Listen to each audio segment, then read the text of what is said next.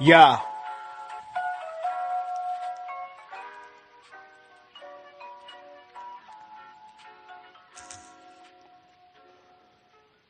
Welcome to D Free Sports, where the NFL and not the NBA take the stage and hold center court. This be your channel for live, insightful commentary, your one fat source for combat sports. I hope you keeping up, cause I don't wanna lose y'all. Free got the illest insight on boxing and foosball. Hosted by D Free, this channel dives deep into the X's and O's, so what be stepping on toes? Of course your man Judah always flexing his flows. I hope you checking your tone, give mad respect for the show. This ain't a channel for hate, you dudes ain't smooth enough, and if you cowards wanna debate, my man will chew you up. A lot of streamers be frontin', son, get your money up. He broadcasting live from the District of Columbia. Subscribe now and stay locked all season long, and bob your head to the music of my theme song. Yeah.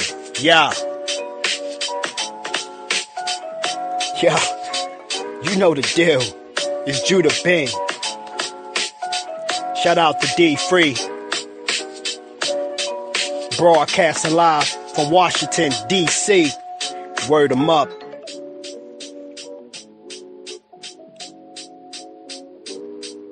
Yo, tune in. He going live.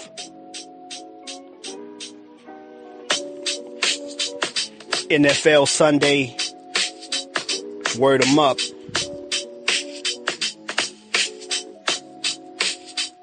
Yeah.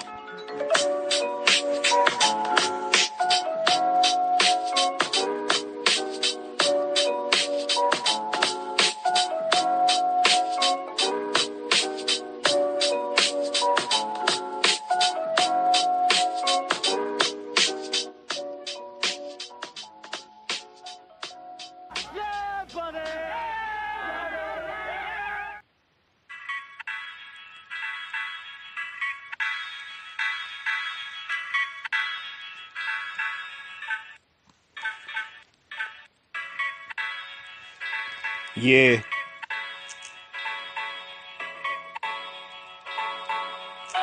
Yeah.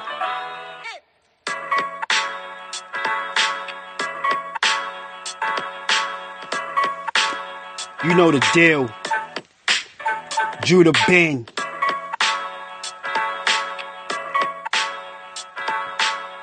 Yeah. Chill and reset. It's Tommy from the BX. Boxing is the attitude. Survival is the reflex. We taking over. We got now and we next. Cowards jock the style, so he birthed a lot of rejects. His YouTube algorithm is an asterism. You can tell cowards fake from their mannerisms. They all settle less. Chromosomes double X. If you try to cross Tommy, you in trouble, yes. Cats begin to live crying on the internet over their opinions. Faggot, I ain't into that. He got a catalog of long, deep interviews. That's the resume when you deal with Mr. Dillamoof. We can keep it civil or it get physical. You can take the window or the stairs, whatever interests you. Chime in, cause you might learn a thing or two. Mr. Dillamoof, knocking out your wisdom too. Yeah.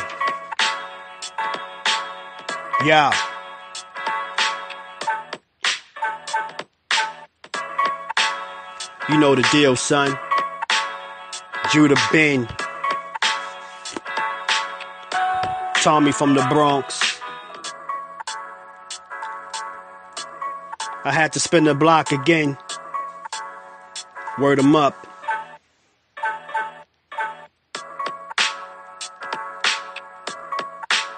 Shout out to the BX. New York City. East St. Louis in the spot.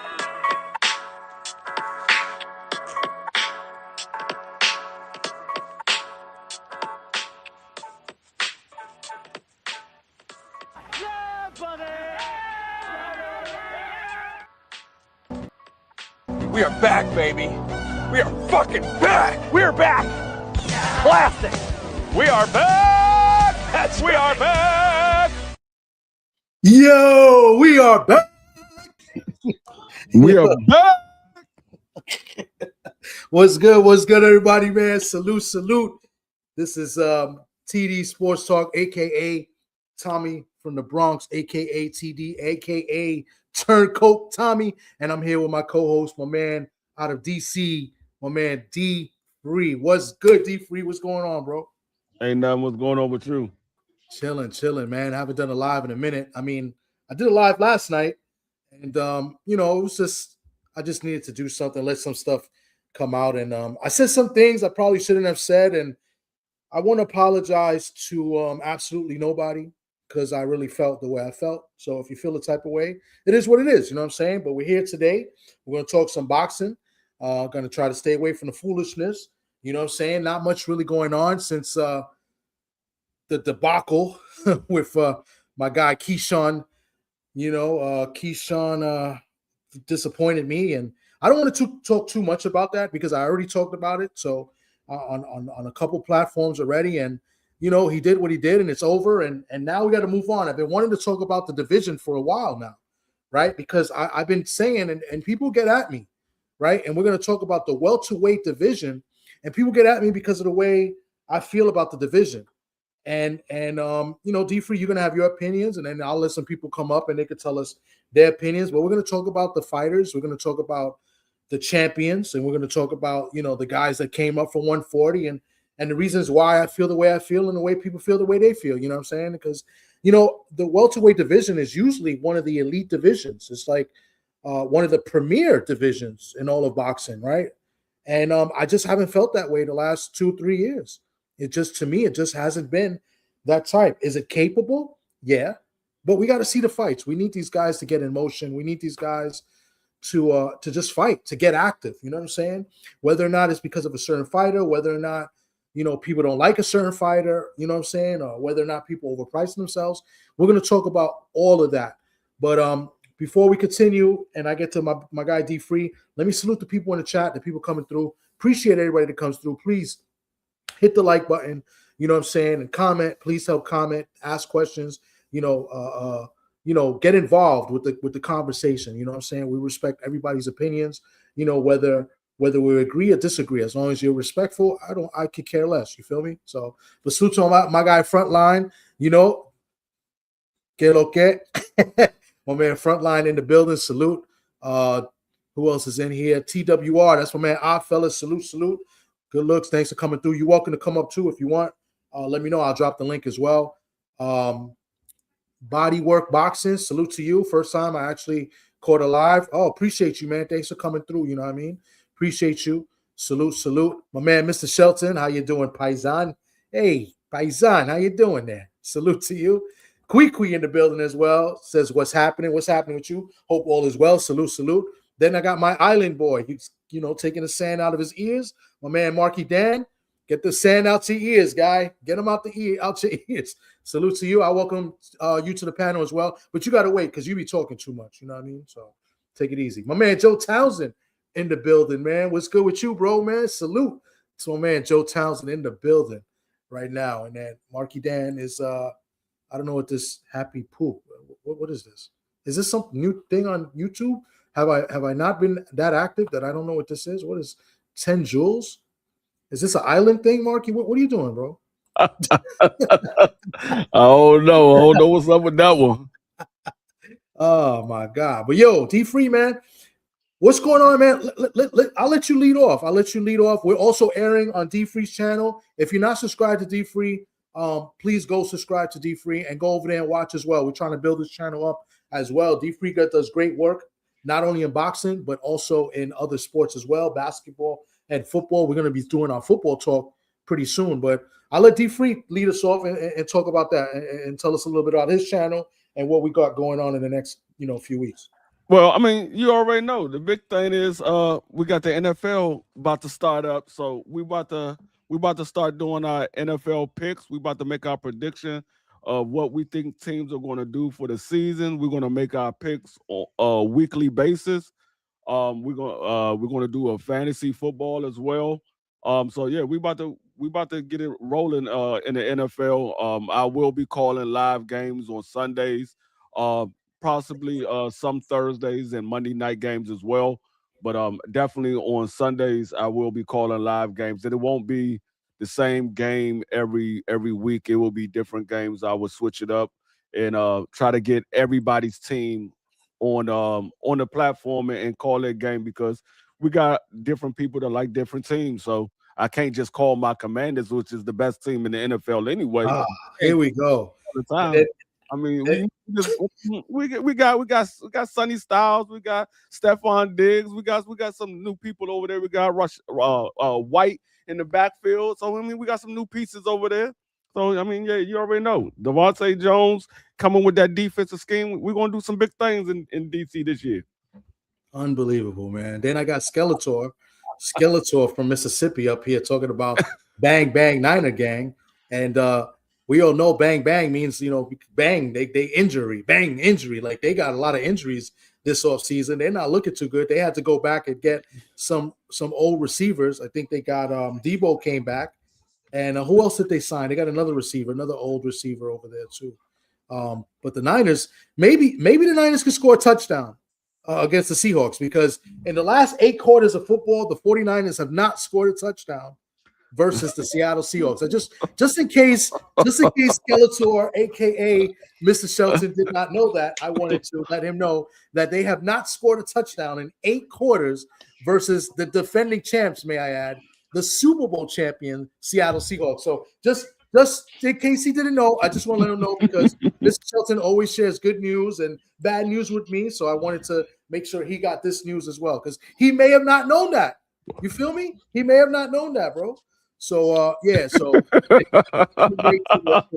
the whipping on the Niners. But yeah, we're gonna be doing some football talk, and we're gonna be doing our picks, and both on this channel and of course on D Free's channel as well. But let's look at this. Old shit. It's pretty recent. It's just so we can't talk about anything last season. The new season hasn't started yet. Come on, bro. And the only news that we've been getting about from Santa Clara is that the Niners are getting injury after injury. So sorry, Shelton. Sorry, Mr. Shelton. Bless your heart, D Free. Eagles over everything. I'm thinking about going to that Eagles Seahawks. See, we play at Philly, I believe, in November. So I'm thinking about going to Philly to check out that game live with my friend Brett, that D Free knows. He's a big Eagles fan. My man Clarence is in the building. Salute, Clarence. Clarence, I'm not going to turn down your barbecue for Shushu. I know you wrote that a while ago, and I never got to respond. I'm not. I'm making every attempt to be there next Saturday. So just so you know that I'm not, because next week is Shushu's. He's got his big parade in Brownsville next week. So yeah, I'm not sure the details of that. I've seen a few things. So, but I'm going to see you next week, Clarence. Don't worry about it. But who else is in here? My man D28. Salute to you. But let's talk about it. Let's bring it up. The welterweight division. You know what I'm saying? Like I said, it used to be, to me, it used to be, right? Because some of you might think it's still the premier division. It used to be one of the premier divisions in boxing. But right now, I don't think so. I disagree. I don't think so. Like these, according to BoxRec, these are the top 19, 20 guys, right? And some names we know and some we don't know. You know what I'm saying? It's like it's not many big names there. There's some young guys here making a name for themselves. They just haven't really stepped in the door with both feet yet. You know what I'm saying? We know who the number one, in my opinion, I think we should know who the number one welterweight is in 147. I do believe it's Devin Haney, who is the WBO welterweight champion. I think he is the best by far right now. And the reason why I say that is because the other guys haven't really established themselves, and the other champions pretty much were given a title. Why do I say that? Well, Ryan Garcia, yes, he defeated Mario Barrios, but he was in a title shot. He got a title shot after a loss and after being a year out. He didn't even deserve to be in the title picture, but yet he was in the title fight against Barrios, and he won the belt. Rolly Romero, the WBA welterweight champion, he fought and beat Ryan Garcia for like an interim title. Boots was the welterweight champion who moved up to 154. When he moved up, he dropped his belt and they elevated Rolly Romero. Rolly Romero technically has not defeated a welterweight champion. He fought one time at 147, and that was for an interim title, and he's a champion now. right? So that's what I mean, another 140-pound guy. And then Liam Paro, who did move up for 140, but he did defeat Patty Cakes Donovan and just won, I believe, the IBF welterweight title. And Liam Paro's he's a crafty guy. He's been around. He's got wins. He's got a win over Subriel Matias at 140 in Puerto Rico. He did lose to Richardson Hitchens, after looking good in the first couple rounds, and then pretty much got shut out the rest of the way. Right now, I've heard there's talks between Liam Paro and Devin Haney to maybe unify. And I also heard that those talks have kind of broken down with Liam Paro supposedly wanting too much money. So I don't have all the details of that yet. That's kind of like this recent news that just happened. But yeah, this welterweight division, and we're going to go play by play. But I don't know, D-Free, do you watch soccer? Do I have what? Do you watch soccer? Oh, no. I don't watch soccer. Okay, well, I'm a big soccer guy.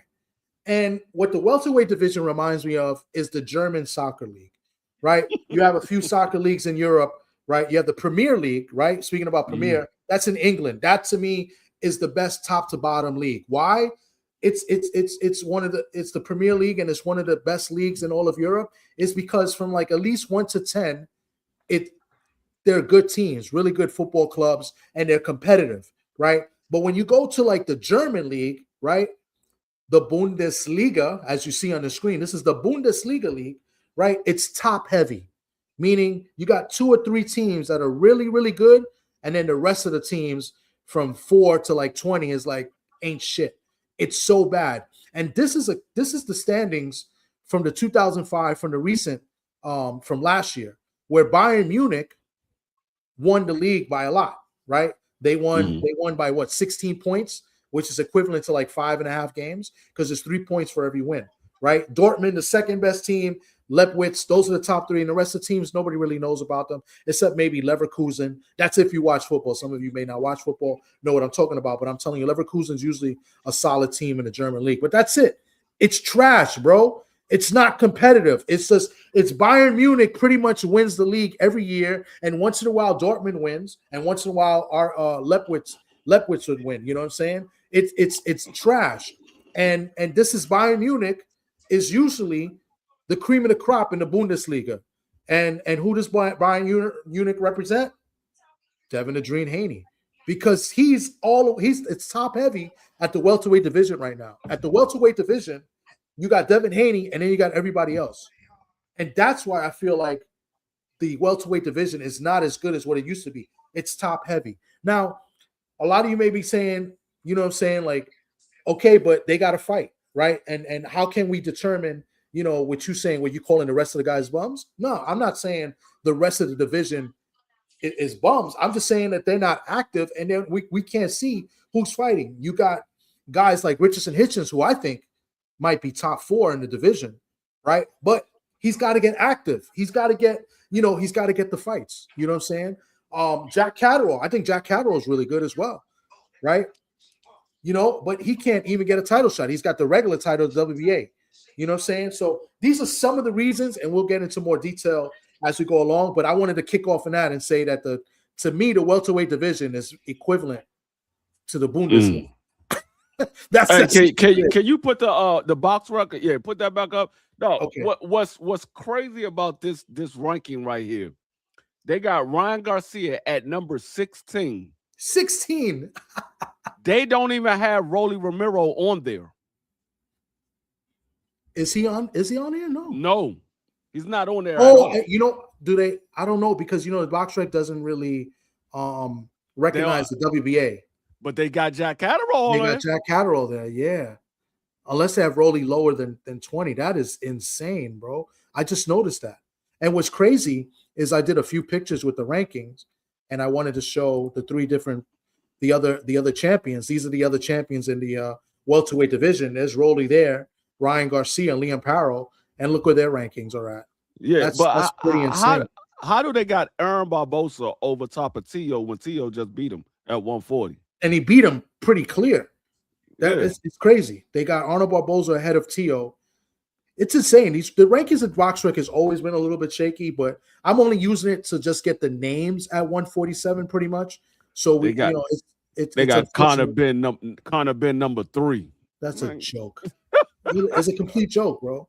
Complete joke. The man ain't been, he ain't been at 47 in like 4 years. They got him number 3. Salute my man 903 Boxing. My bad, I fell asleep when you had called me, but I'm gonna hit you up most likely tomorrow. And you're welcome to come up. We're gonna open the panel too if you want to come up as well, man. Salute Tay in the building, Well Vacay Bay in the building. Who else? I want to salute everybody coming through as we keep cooking on this. But salute my man Just Do in the building as well. Salute.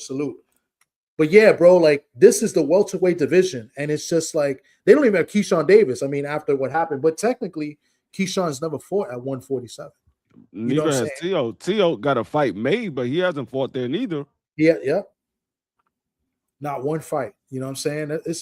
The division is crazy. Like I've been high on guys like Rohan Polanco, right? But Rohan Polanco, he messed himself up because he got sick. He was supposed to fight on the Xander Abbas Baru undercard in January, and he got sick. I think he couldn't make weight, and now he used this being sick as an excuse. That's just my opinion. And then he fought again a couple months ago. I don't know who he fought. It was nobody I really knew. I think they fought in Puerto Rico, if I'm not mistaken. He did get the win. Yeah, but it was a close fight. Yeah, it was a close fight. And he should have dominated this guy, Alex Martin. So that was in May, and that was in Puerto Rico that he fought. So Rohan is kind of took a step back, in my opinion. Hitchens as well. Hitchens just came up to 147 recently. He just fought a couple weeks ago in Zuffa. I always liked and respected the talent of Richardson Hitchens, but I just would like to see him, get active with more, with better competition. You know what I'm saying? He does have a win over Liam Parrow, which he won pretty much 10-2 or 9-3, where Liam Parrow did win the early rounds, and then Hitchens kind of dominated with the jab. Pretty much beat him with a jab the rest of the fight.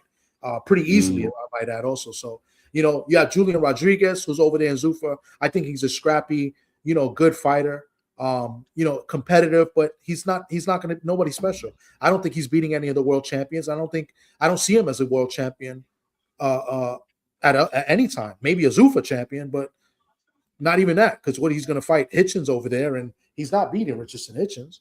You know what I'm saying? We got 2 world champions right now in Rolly and Romero. They got title fights, right? One is facing Conor Benn, another guy that hasn't fought in welterweight in like 3 years, hasn't even made weight for welterweight in like 3 years. You know what I'm saying? He's getting a title shot against the guy that shouldn't got a title shot in Ryan Garcia. That's going to be an all steroid battle, right? And then Rolly's going to take on Tio. The division, I don't know. I like Tiger Johnson's another guy. You see him there at 10. I think he's up and coming. I think he needs to, maybe get a fight or two to get in the door and maybe get a title shot. I think he's knocking at the door, in my opinion. Hey, I'm gonna be honest with you. If Devin doesn't get the fight with Liam Parra, I think Devin should fight Tiger Johnson. I mean, they did jump him. You know what I'm saying? So, like, with that being said, like what you just said, you're right, because I don't think Tiger's worked his way to get the title shot, but because what's been happening with all these fighters turning down fights and everything, and they got the storyline, him getting jumped, like that's gonna build that will build up the fight. So yeah. I'm okay with that. I would love to see Tiger get an opportunity against Devin, because there's build up there. It's gonna sell tickets wherever it's at, and people, if it's a pay-per-view, people will buy the fight. So yeah, I'm with it. I'm with that. I agree with 903. I think I think Jack Catterall might be the second best welterweight. I think Jack Catterall right now second best. That doesn't mean I have him beating Hitchens. I just think with his body of work right now, I got him at number 2 behind Devin. Now, like I said, I don't want people to get this twisted. I don't mean I think I got him beating Hitchens or beating Rolly or anything like that. I mean, I might have him beating Rolly too, but I don't have him beating Hitchens, but I think his body of work has earned him number 2 in my book. I don't know where you would have Jack Catterall. I got Jack Catterall probably like number 5. I don't think he beats Rolly. I don't think he beats T.O. I don't think he beats Ryan. He might be able to beat Conor Benn. I don't think he beats Brian Norman. So yeah, I got him probably like 5. You don't think he beats Ryan? No, I don't think he beat Brian Norman.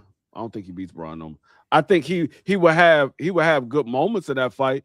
But see, Jack Catterall, he likes to sit there and fight too.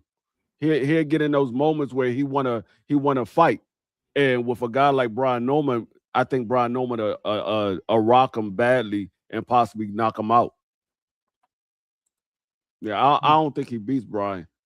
I mean, he very well could. I mean, it's not like Brian is the best technical fighter out there. I just think Jack Catterall, he likes to brawl at times. We've seen it in the last 3 or 4 fights that he had. Yeah.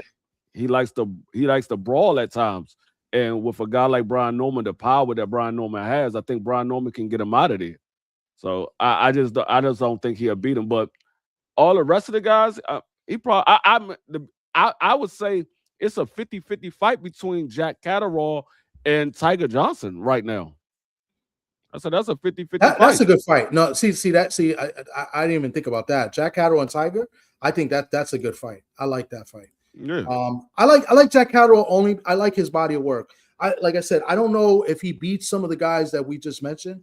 I just think right now, ranking wise, because of the body of work, I would put him there for now until he fights.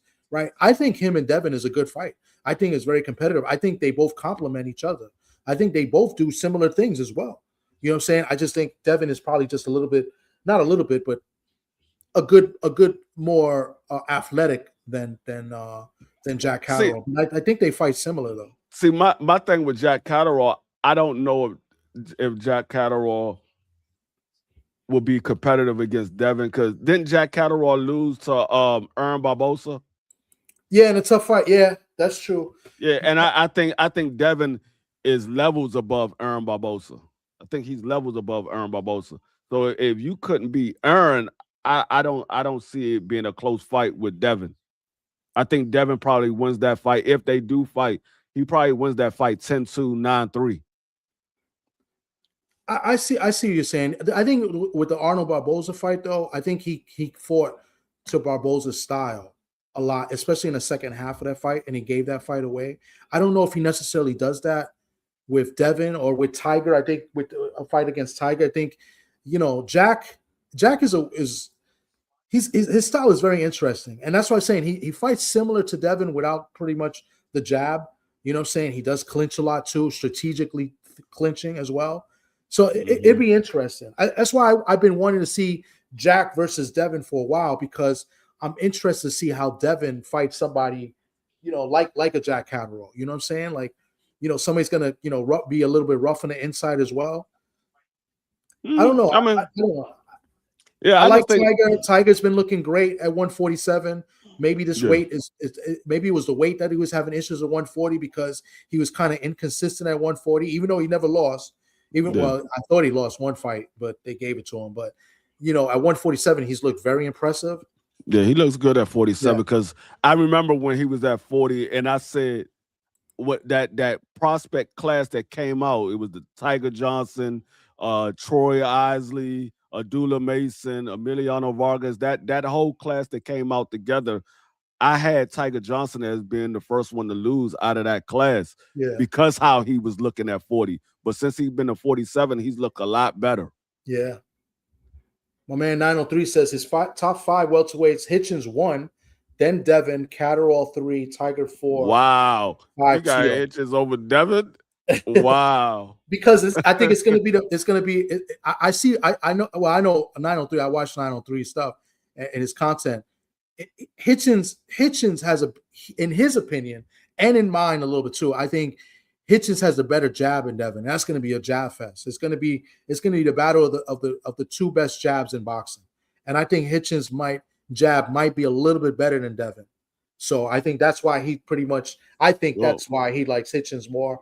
I can't put Hitchens number 1 yet, because Devin is the champion.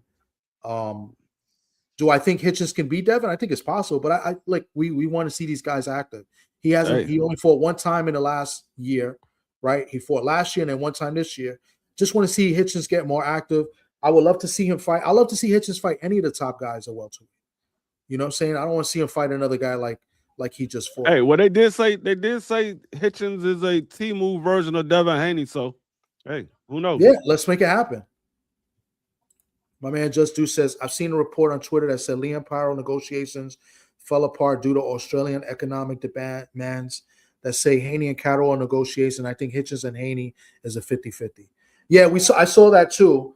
I'm not sure all the details on that. I saw that it came out. What I saw was one in Spanish, and then I had to kind of like figure it out. But yeah, that's basically what it said, that economic demands. I wonder where they were trying to do that fight, because in my opinion, I've always said this, and like I said, I could be wrong, and I've been very consistent in saying this. I think Devin wants to fight for the biggest bag. Now it looks like he wants to fight more legacy again. It's been kind of back and forth legacy with the belts, then it's money. No, now it's the belts. So now he's going back to the unification thing and going undisputed. You know what I'm saying? I'd be interested to see where that fight was going to take place, because I don't think it makes money here in the States. I think it's a good fight, and I think that the Empower. But it'll make more money. It'll make more money in Australia. I mean, Devin, he already fought over there, so he probably have a little bit of fans over there. And we know that Liam Pyro got fans over there, so it definitely will make more money over there than it would here. I mean, you're gonna have the diehard boxer fans that's gonna tune into it, but if it's gonna be on the zone, they're gonna tune into it no matter what anyway. That is true. But they can't put that on pay-per-view. It's got to be on a regular zone. You know what I'm saying? And here's the problem that I've been saying when it comes to Devin Haney. None of these guys in this division have that star power or that name power to give him the money that he wants. Outside of Ryan Garcia is the only one that can give him the money that he wants. But I don't know if either one of those guys want to fight, or if Oscar wants to fight. I mean, I don't know, but all these other guys, there's no money behind these guys at all. Maybe Teofimo, if he defeats Rolly and he becomes champion, they can unify and that could be behind him.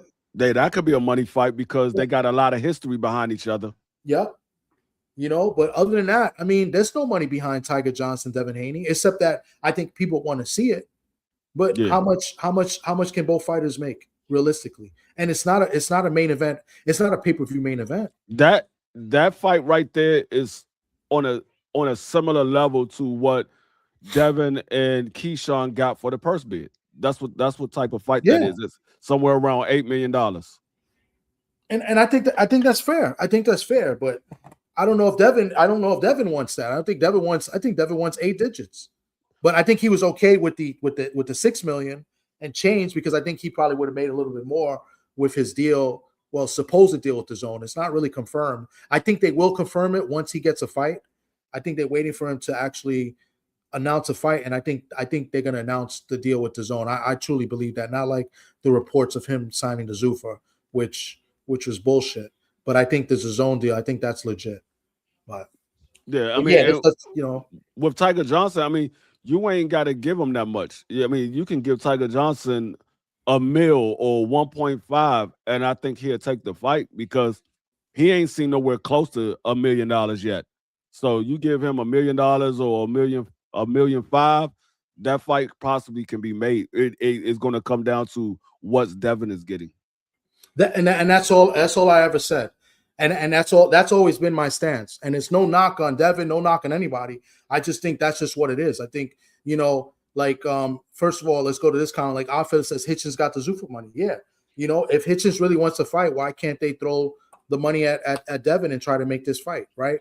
Then, Quickly says it won't cost much to make. And I think she's referring to Tiger and Devin. No, it won't cost much to take, but is it enough for Devin to take? Right? Is Devin going to be happy with $5-6 million to fight Tiger? I think Tiger will be complacent and happy to make 1.5 to 2 and fighting for a world title. I think he'll be okay with it, but is Devin going to be okay with it? And that's always been my stance when it comes to Devin. You know what I'm saying? So, and that's the problem. You want the big money fights. None of these guys in this division really got the star power. Like, Oddfella brought up a good point with Zuffa and Hitchens. It should be able to make it, but does Hitchens want to fight? I don't know. No. No. You know what I'm saying? I don't think he wants to fight either. I don't want that fight. I think he just says Devin name to boost his name. He don't really want that fight. I don't think so either. Right now, I don't think he wants it. But we'll see. But that's the problem with the welterweight division. These guys are not active. These guys are not making fight. We got 2 title fights, coming up. I'm not really interested in them because these are guys I don't really like as much. I've never been a big fan of Ryan. I don't like Ryan. I think he's a scumbag. You know what I'm saying?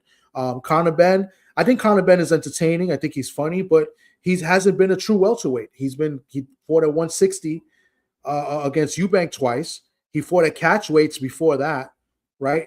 After he got banned for the steroid usage, right? He had a catch weight with Peter Dobson, and I think he had a catch weight before that.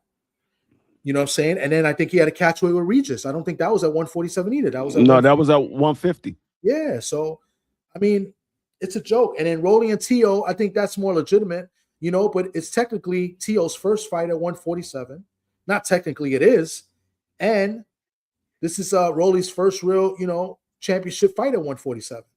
I don't count the Ryan fight because that wasn't really a championship fight. It was for an interim title. Yeah, like the Ryan and Conor Benn, that's a fight that I don't know who I dislike more.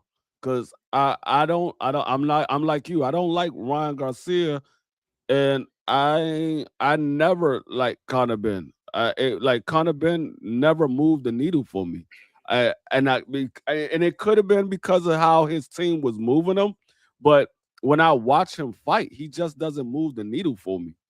It's like I don't get excited to see Conor Benn fight. Like even Ryan, before the whole antic and the racial slurs that he was making and everything, it was exciting to see Ryan fight because you knew Ryan was going to throw that left hook, and you was trying to see would these guys be able to take that left hook from Ryan. But now it's like it's been so many antics with Ryan. I'm like, I don't care to see him. If he fights, he fights. But it's not somebody that I'm looking to see get in the ring. The only fight that I want to see Ryan in is with Devin. I want to see was it the PEDs that gave him that boost, or was it the fact that he just know what Devin likes to do and he got Devin number? They did split in the amateurs, so you can't say Devin is a much better boxer. Well, you could say Devin is a much better boxer, but that skill set doesn't really matters when it comes to Ryan because they split in the amateurs. In the amateurs, it's all about boxing. It's not about who can land a big shot. It's about who can land the points. Yeah, it's all about boxing. So they split in the amateurs. So Ryan knows what Devin is about. He's seen Devin 6 times in the amateurs. He knows what he likes to do. So it could have just been he's familiar with Devin's style. He knows what Devin likes to do. It could be. I don't even think it had anything to do with the PEDs. But at the end of the day, he did have them in his system. I think it was more, in my opinion, I think it was more into the strategy that Devin had and the mind games that Ryan had throughout the week. Throughout the week, Ryan was in the clubs and drinking and doing all sorts of stuff. I think Devin's team thought that this guy wasn't taking it as serious, and they could go in there and they probably thought in their mind that they could stop Ryan Garcia. And I think they came with the wrong game plan. And I think, Ryan kind of, fooled them a little bit. And with not with the help of the PDs, but with the help of everything else he took, right? Including, the drinking and, who knows what other drugs he took, because he did pop for another drug as well. But then that one went away. You know what I'm saying? I think that, all of that put together, plays a factor. Right. Mostly, I think it was the wrong game plan. So that's why I would love to see it again. Right. And obviously Devin is not going to fight the way he did. And I would love to see if the same results happen.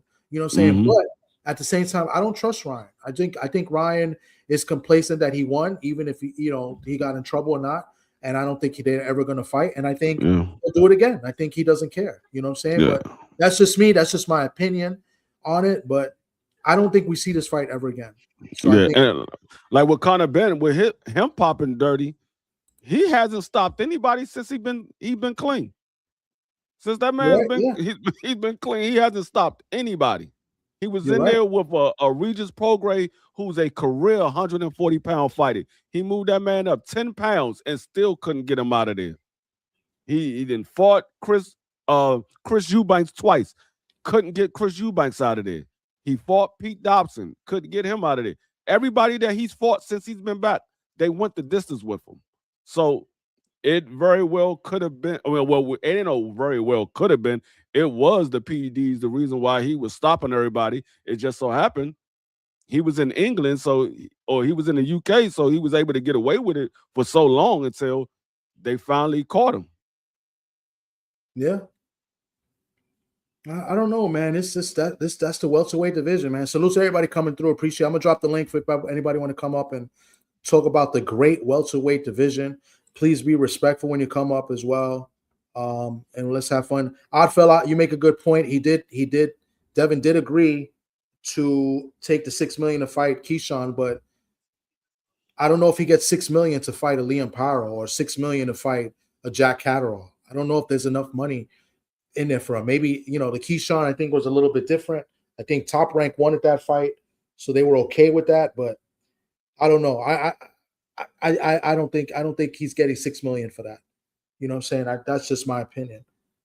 So yeah. We shall see. I don't know. I mean, look at Stanionis there at number 18. He's a former world champion, yet he's number 18. And then we have this guy, who else? Arnold Barboza at number 5, which is insane. Yeah, I mean, the way the welterweight division has been throughout the years that we have known it since we've been alive, me and you, I'm speaking, Thomas, since we've been alive, the way that division has been compared to the way it is now, the welterweight division is not even better than 135. No, not even close. It's not better than 135. It's probably not better than 140 neither. I think 140 is better, way better.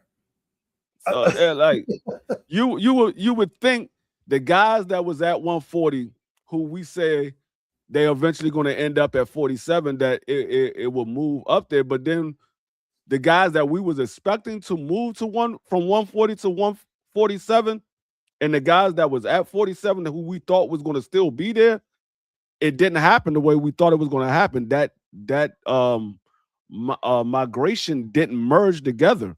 The guys that was at 47, they left. The guys that was at 40 that we was expecting to move up, some of them did, some of them didn't.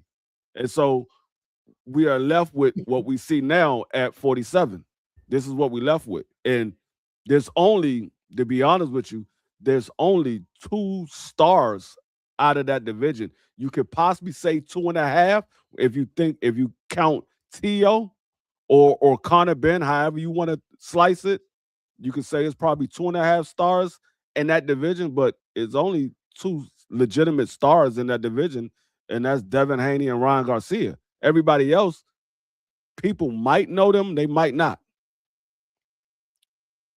Yeah, I mean, I think some of the names are notable, but I just don't think the names are big enough. And it's like you said, I think Ryan and Devin are the top 2 names, followed by maybe Conor Ben because he's got the UK backing, right? But then after that, Rolly and Tio.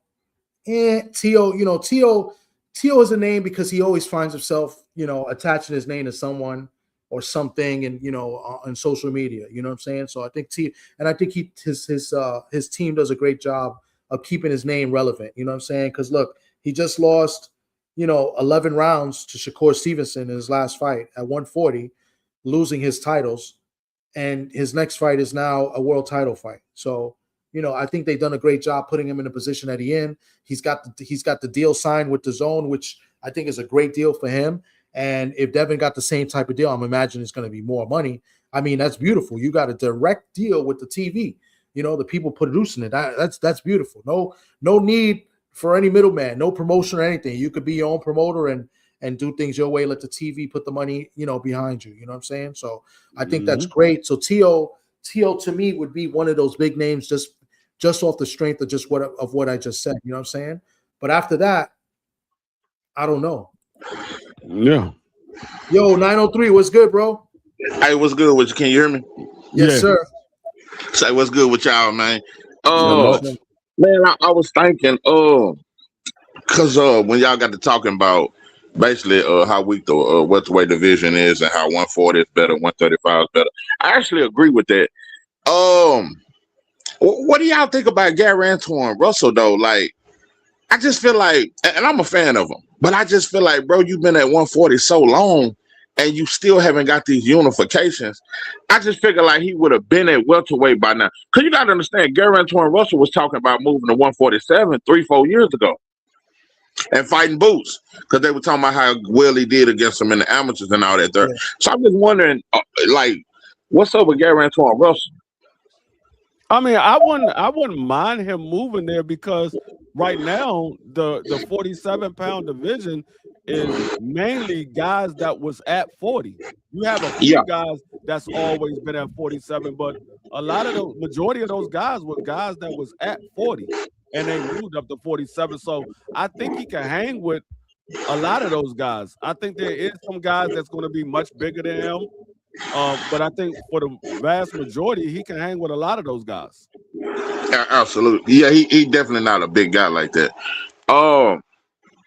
And reason why I was saying this is because I've been thinking that Gary Antoine Russell was finna fight Pitbull, but now that I just seen Pitbull finna fight some no-name dude, I'm like, well, shit, Gary Antoine ain't got nobody. No, he's about to fight. He's about to fight Oscar. Don't do that. Don't do that. That's my man, Mr. Bravo, man. You said what? I'm sorry to interrupt. He's fighting. 1 second, D Free. He's fighting Nesta Bravo supposedly from Puerto Rico. That's a good fight. Oh, okay. I didn't never get the name of the dude. Okay. Yeah. He's fighting Nesta Bravo. I'm picking the upset. A lot of people clowned it though because I was just talking to my boys here from Four Corners Boxing here in the Bronx, and they were saying that Pitbull's gonna win in like 3 or 4 rounds. I was like, you guys are bugging. So, but I got Nesta. I know I'm gonna have to go check out old Nesta. Huh? Yeah, I'm gonna have to go check out old Nesta. I'm gonna be honest, I hadn't seen him fight. Yeah, he's all right. He got power. He could punch. Kano used to have him on his show a lot too. Okay. On there too. So I don't know if you remember, but yeah. But go ahead, D3. My bad. I just wanted to get that in there. I was about to say Antoine is about to fight Oscar Duarte. So that's yeah. I did hear that. Yeah, I did hear that. Yeah, I did hear that. So they already deep in negotiations, and it's kind of pretty much coming. Yeah. Okay. I'm just gonna be honest. Like, what the fuck is Duarte these days? Is he just the one that, because he ain't been a champion? Like, he just the guy that, tests you to make sure you're still elite. Like, who? I just don't see a whole lot in Duarte. I just don't.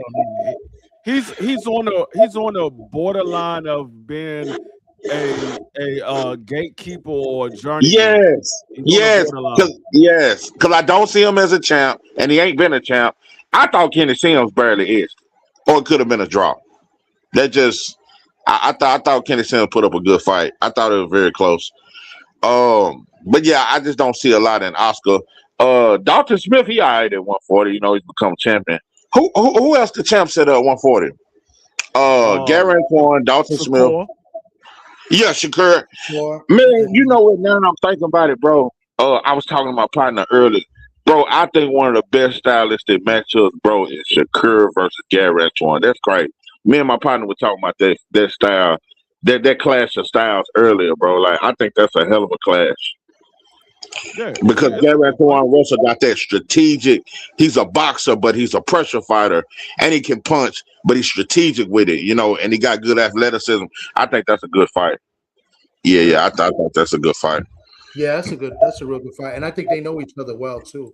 Yeah, that's a good scrap. And the reason why I said that is because Rayo Show trying to talk his way up on this Shakur fight, bro. Like, I don't want to see it. Like, it's a waste of my time. Like, and Shakur told Rayo, like, bro, you lost every round to Gary Antoine, bro. Like, and Shakur was basically like, I don't want to fight you, bro.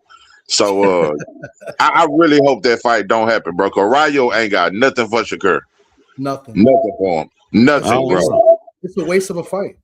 I mean, I don't know nobody that want to see that fight, bro. No, there's some people that actually said they don't mind the fight.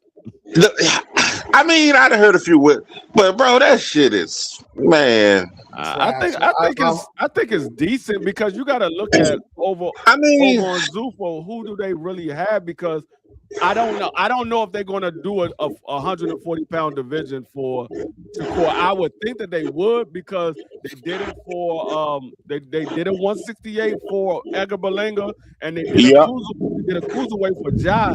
I would say okay, Shakur is the bigger name out of all of them. You're not going to do a 140-pound division for him. So I don't know. It's up to whatever Dana White and the committee of Zufo want to do, far as making a 140-pound division for Shakur to fight. But right now, he's the only 140-pound guy over there because everybody else moved up or they moved down. Like El Rayo moved down to 35. Richardson Hitchens moved up to 47. So he's the only 140-pound guy over there. And Richardson Hitchens was a 140-pound champion as well when he moved over there. So he dropped the belt and went to 47. So I don't know what they're going to do. Say another thing I got to clear up with y'all because, you know, this narrative about Hitchens don't want no smoke. Man, can we get a man a break, man? Can we get a man a break? Listen, he in a new division. Can we at least see what the boy got at welterweight? That man don't want no smoke. I'm telling you, bro. I got him over Devin, bro. I got Hitchens number one. I think he do everything Devin do, but he do it a little better, and he got more pop on his punches. His jab is harder. His straight right hand is harder, and his defense is a little better than Devin's to me. I just think he do everything a little better, bro. I'm gonna tell you what it's going to be. What it's going to be like. It's going to be like a student versus the teacher. The student might do it a little better because he put his own style to it. A little better. But then when he gets the teacher, he like. But Devin got the experience. I get it. I get it. I taught you everything you know. I get it. But I think so too. But I like this fight. I just think that me and you, 903, and maybe D3, we have more confidence in Hitchens than Hitchens because and Kano. Hey, it was Kano Loco that opened this idea because I always said, bro, Devin a little better than Hitchens. Kano kept telling me, bro, like, no, bro, Hitchens better than Dev. Just keep watching him. The more I kept watching, because I studied a lot of Hitchens fights, I'm like, bro, he better than Devin. His defense is better, and he hit harder. He most precise, and I just think he do everything a little bit better, bro. Yeah, Kano brought that idea to me. Yeah, but what I'm saying is that he has to believe that, and he has to want to go and get the fight. Yeah, that's the thing, and I don't think. Well, he's been on Devin Hillman, bro. Like he called him out his last two fights. Yeah, like he been on Devin Hillman, bro. He didn't want to move up to 147. Yeah, but see, that's the thing. He called Devin out, but he don't want to get in the ring with Devin. Like I think he just using Devin's name to boost. But he at 147 now. He at his weight division now. So now things change a little bit. So now let's see what they can do. You know, I'm not sure what they allowed to do at Zuffa too. That's another thing. Because I'm telling you, bro, like, and another thing, let me say this. Since we seeing Conor Ben get a title shot against Ryan Garcia, and Ryan Garcia ain't with Zuffa, like, it's showing that, damn, Shakur should be able to get a title shot. You know what I'm saying? Yeah, but I think that's a little exception because I think they promised Conor Ben, and I think Turkey kind of pushed it because Golden Boy didn't want to do it. Golden Boy did not want to do yeah, oh, yeah. I saw, yeah. Yeah, they were trying to do everything. Yeah, they didn't want to fuck with it. Yeah, they were trying. Platform and everything. Yeah. They didn't want to do it on the zone. So they kind of forced Dana White to do things their way, and now they have to air it on the zone. So I think that's a separate case. So I don't know going forward. Hopefully they could try to work something out. But yeah, I'm hoping that, bro, going to Zuffa means you can't fight for a world title. I'm hoping that it don't end because I can't see it being like that, bro. You know what I'm saying? Well, especially with a fighter like Shakur over there. All I know is everybody that went to Zuffa, except for Shakur, and we'll find out what happened with Shakur because they about to call a mandatory for Shakur in, I believe, October or November. They're going to call a mandatory for him. Everybody that went over to Zuffa that was a champion lost their belt. Yo, Oddfella, you see what Oddfella wrote? He says about Hitchens. He said, hold on. He says his jab is nice, but does he have the hands to sign a contract? Well, y'all wilding. That's crazy. Yeah. But hold on. Now you said that every fighter that done went to Zuffa got stripped. I'm trying to say who all done went to Zuffa that was champions besides Shakur? Ja Obertai and Obertai. Richardson Hitchens. Well, he didn't get stripped. Richardson Hitchens. He moved up. He didn't get stripped. He moved up. Well, no, when he came over there, he was a champion, but technically, I guess he was going to move up. I don't know, but he had no choice but to move up because Zuffa don't have a 140-pound division. Yeah, true. Yeah, I mean, let's see, because Dana White said a lot of things before running Zuffa, and now he's changed little by little, so he's gonna have to. Yeah, he's gonna have to stand on something, bro. Like they're gonna have to do a lot of more signing than what they done did, bro. I heard they paying good, but that's about all I done heard is that they paying real good. So yeah, now they gotta get to fight, I guess what people call it traditional boxing, because now they're calling Zuffa not untraditional boxing. So yeah, we can see. You know what I'm saying? I would love to see Hitchens fight Dev. Now, if the talks are broken down with Liam Paro and Devin Haney, like was reported, like what I've seen, then Devin, then Zuffa and Hitchens should be like, all right, let's go. What about let me get my title shot? You see what our fella just wrote? Which one, Conor Ben? Yeah. Conor Ben. Oh, yeah. Oh, he's moving up to 154 after that. Yeah. The man, like I said, the man hadn't fought at 47 in 4 years. In like 3 or 4 years he haven't. Since he fought what's that damn fighter? He fought Chris Tajiri, and he popped Yeah, that was his last fight at welterweight. Yeah, he popped dirty right after that. And he hasn't been back to welterweight since. This is his first fight fighting literally at 47. But they've been having him ranked at 47. That's crazy. Right. That's crazy. What's good, our fella, man? Salute to you, bro. Hey, what it do? What you saying? What up, Warren? It's your favorite, your most hated, our fella. Salute to everybody up in the panel. Salute 903 Boxing. Hey, what's good, man? Big up my guy D Free in the dig, and of course, salute to Mr. TD from the Bronx, aka Cold Tommy, aka Tommy Glaze. I couldn't believe what you put in the chat. Yo, you probably ain't seen that up in the chat. Nah, I didn't. Yeah, because I was like, yo, you wilding, bro. You wilding. What did I say? You posted with your girl Chicken. Your girl Chicken fighting tomorrow. What's her name? Yeah. What'd she do? Something happened? You posted a video of her, and she was looking wild, bro. She wearing a dairy cow suit, looking like looking like an anorexic heifer. You know what I mean? And you got the first comment. You know what I mean? First comment on the post talking about I forget what you said, you looking like a star or something like that. I'm like, boy, the glaze is heavy. Yeah, we ain't calling you Turncoat Tommy no more. We calling you Tommy Glaze. But not the Glaze if she's a female. It's a female fighter. It's not. That is different though. It is a female, so yeah, that's different. Yo, that's crazy. I'm just saying. I'm just saying. And she about to get put hands on. Nah, you wildin'. She ain't my sister, but my Canadian compatriot over there. You know what I mean? So we go see. You know what I mean? If your girl Chicken, you know what I mean, shows up and shows out, because she was showing that non-existent booty. You know what I mean, in that video as well. You know what I mean, which was crazy work, but that's my girl, Chicken, man. Hold on one second. Wait. Give me 1 second.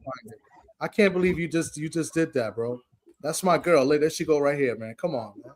That's my girl, man. Bro, show the other picture, bro. She looked good right there. I don't know what she was rocking. I don't know what she was rocking to the weigh-in, bro, but she was looking wild, bro.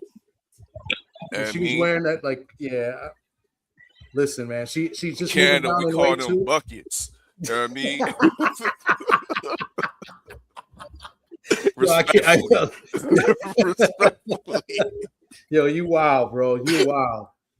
But let's get back to the topic, man. What do you want to come up and talk about? I know you can come. There be no chicken hate up on here, man. No chicken hate. Nah, no apologies to the queen. You know that's what I mean? My girl. But I heard y'all talking that good Zuffa talk and whatnot. I'm halfway interested, right? I'm halfway interested to see what goes on tomorrow, because there's supposed to be a championship fight between McKenny versus Oleha in the middleweight division. And originally that was supposed to be for the IBF middleweight championship. Now, if you kind of been paying close attention to the lead up and to the promo, they're titling as a championship fight, but they're not adding the IBF to it. You know what I mean? So I don't know what's going on here. I still don't know what Zuffa's real stance is towards these sanctioning bodies. Are they trying to work with them, or are they not? You know what I mean? Are they trying to play like, yeah, it's a title fight, but really it's a Zuffa title fight? You know what I mean? That still doesn't have all the way legitimacy to it. You know what I mean? So it's still interesting to see, but y'all are correct. Jai Apataya was one of those ones that was stripped going over to Zuffa. Of course, 903 mentioned Shakur, and Hitchens was actually halfway stripped, or on the way to be stripped by the IBF for going over to Zuffa. So yeah, it seems like that's the pattern. That's how it goes down.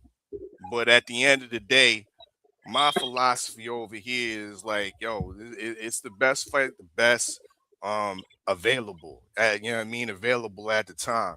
You know what I mean? I'm about fighters reaching for being the number one guy, being the man, being the king, sitting on that throne of the division. You know what I mean? So when it comes to these belts, sometimes they're irrelevant to me. You know what I mean? It's because you got guys that are just belt holders. When you look at the welterweight division, my peoples, every single one of these fighters that hold belts right now, we call them champions, but are they really champions? To me, they belt holders, because not one of them have defended their belts yet, including the illustrious King Devin Haney, who's been sitting on the shelf for how long now? You know what I mean? In his prime. You know what I mean? Make hay while the sun shines, Devin Haney, but you know what I mean? But you sitting on the sideline shopping, showing what you could do up in the gym. No, you part of the problem in the welterweight division and need to get your ass active. We want to see you in there boxing, showing your skill. Showing that us that you legitimately pound for pound. Showing us that you can legitimately call you the face of boxing. How can you be the face of boxing? We don't never see you in the ring, huh? It starts with Devin Haney and then trickles all the way down to the rest of these rest of the welterweight division. You know what I mean? We gotta put credence on Brian Norman Jr. He's still there. You know what I mean? He's still a dangerous character. Richardson Hitchens, dangerous character. I agree with 903. Hopefully, you know what I mean? I think he's the most dangerous fight for Devin Haney right now.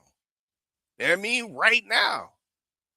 But I don't know about his mentality. Does he have the balls? Because he seems like he's cut from the same cloth as them motherfucking Ice Age possums, Fleeshon and Shakur Stevenson. That's who they remind me of. You know what I mean? I don't know if you know that them Ice Age characters. You know what I mean? Them two little possum twins. Yeah, I mean, that's Keyshawn and Shakur. You know what I mean? Little bitch ass, little hoe ass niggas, bro. But is he kind of cut from that same cloth? So I'm kind of like skeptical if he can actually grip that pen. You know what I mean? And sign on the dotted line for a Devin Haney fight. But if he does, it would be a damn sure be an intriguing fight, interesting fight. Now, I don't know how to call that one. Shay, that might be the best fight at welterweight. Indeed. That might be the best fight at welterweight. I know you guys gonna kill me for this, but I like that one, and I don't know. I want to see Jack Catterall fight Devin Haney. I just think that's bro. I ain't gonna lie. I think Catterall would give Devin a hell of a fight. I really think that. And he's so sneaky with that left hand. He's sneaky with that straight left, and he got power on it. Yeah, man. Jack Catterall, I think he'd be a problem for Devin. I think so. Jack stepped it up ever since he got the sauce in Philly. Ever since he got the Bozy and the sauce, Jack Catterall has truly become world class. You know what I mean? He's just not a top level British fighter. Yeah, we could call El Gato world class now. You know what I mean? So, yeah, he a problem with Devin Haney too. He a problem. Yeah, he a problem. Real quick, so Oddfell, I looked it up. So McKenna, they have McKenna on BoxRec. Now BoxRec sometimes is not really accurate sometimes, but he's fighting Etinoza. Some it's in Ireland. Yeah. And it says vacant. Italian. It says vacant IBF world middle, and and the IBF is at welterweight. I mean not welterweight. Super lightweight is vacant. So I don't know. No, this is the IBF middle. No, IBF middle, G. Middle, yeah. I'm thinking of the 140 because I don't think there's a 140 at IBF either because that's right. Hitchens just turned on the belt. So that's what I'm thinking of because you guys said Hitchens. But this is for the IBF middleweight title.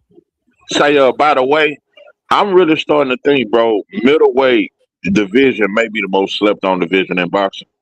Because I'm telling you, I feel like they developing. They developing some hard hitters at 160, man. Bro, you reaching now.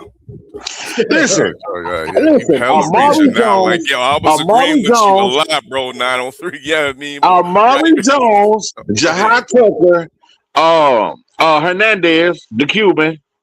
You got Amir Anderson. He's starting to come up. Man, you got a couple nice. I like Troy Isley. You got a couple nice dudes at 160. You got Jaleel. You got Jaleel there too. Yeah. 160 guys, but they ain't no stars, bro. They still ain't no stars. No, they're not stars. No, you ain't got no stars. I mean, maybe I heard Xander is gonna debut at 160. He's gonna go to 160. Yeah. Yeah, Xander's going to fill up a little bit. Xander's about to go that way, and don't forget about old Tim Costa Zoo. And don't forget your man. What about your boy? Your boy from Jersey, Vito. Ain't that your boy, odd fella? Ooh, white boy Christmas. You must be tripping, bro. Boy,